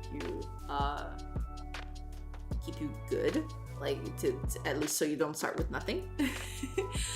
But the idea is eventually your own villagers can become the warriors that you put in your party. But I'll need a menu that you can just like transfer a person from the party over to the base, and vice versa. So like you may want a warrior to go to your party, but also you might want to have someone from your party that you think, well, he's a good warrior, but he'll better serve me in the base. So you can pick him up and go like, okay, go back to base, work on something that you're good at.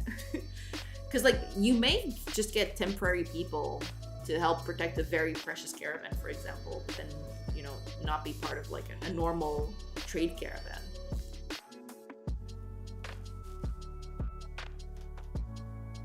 Yeah, so that's probably what we'll do next week. Because like, I have a lot to fix. Because like, most of the stuff that I've made this week, like, it's working. and that's true.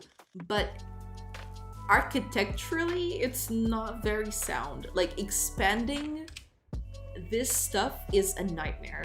So what I want to do this weekend is just like keep it, tidy this up. I need to tidy this up, basically. Yeah, because like I want this to be like fairly modular, so I can add buildings and add resources and add all that sort of stuff, and not have to worry about like several places like crashing and burning. Right now it's all just tacked on. So yeah, that'll be the thing. That'll be what I'll do during the weekend. Yeah, I think we're good to go. Yeah, I think that's it. Like, I'm not gonna be like, it's getting lots of cool stuff to come to this game. I hope so. Yeah, that's the idea anyway.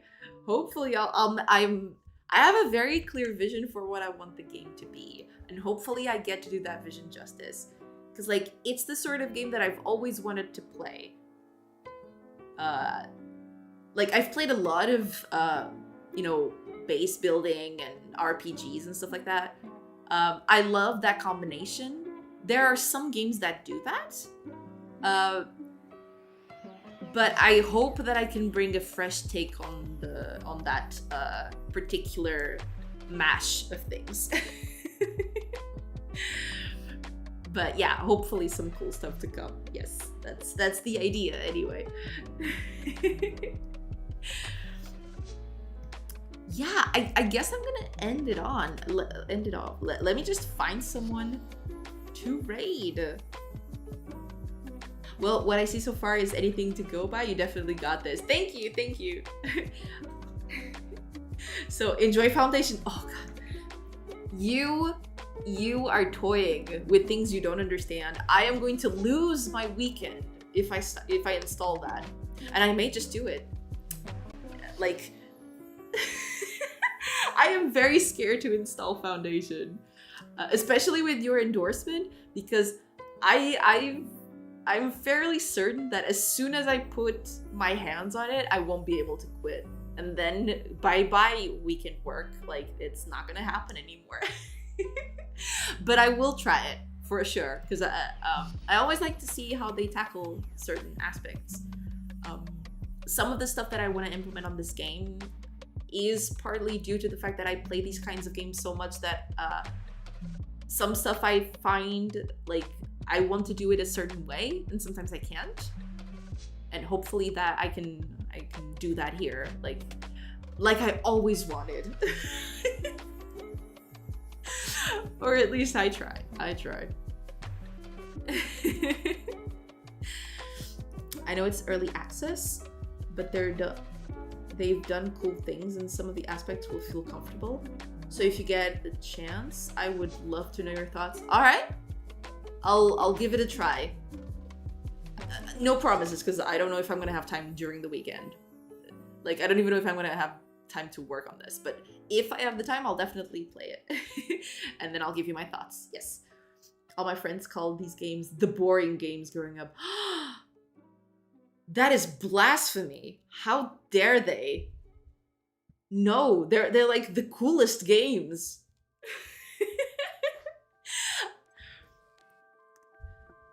How dare they? Okay, I'm actually going to raid someone I never raided before, because I don't ever think I caught them on stream. I think you know GameDev, don't you, TBD? Because like, I think we frequent the same circles, I believe. So I am going to raid him today. I am lurking with Connie. He's such a cool guy. Yeah, hopefully, because I want to raid him. I never raided him before. So yeah, let's do that. Let's do the thing. Let's raid him. And give him a follow, because I am a horrible person and I've never followed him because I'm a bad person. Have a great weekend, Profits and TVD and everyone else that is here. Hopefully I'll catch you on Tuesday, because I'll take the weekend to work on the game, but off stage, basically. You know, there's a lot to unpack with the code I've made.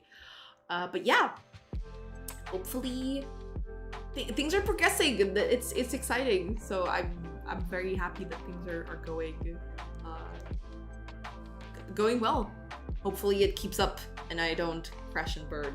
Everything just spills. But yeah, thank you so much for being here, everybody. I'll catch you Tuesday, and I hope you have a great weekend.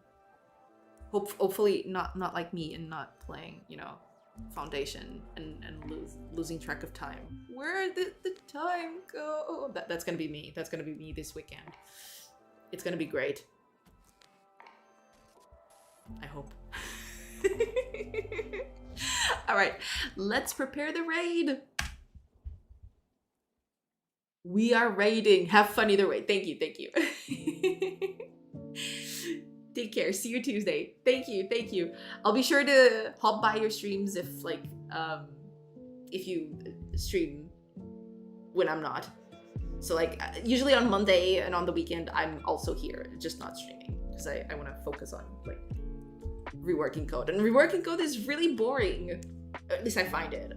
Maybe people would actually find it interesting, but I'm thinking about like all the thought process and like being stopping for like 10 minutes at a time because I don't know how to name a variable. So that's why I don't stream the the refactorings as often. But yeah, besides the point. Thank you so much for being here, everybody.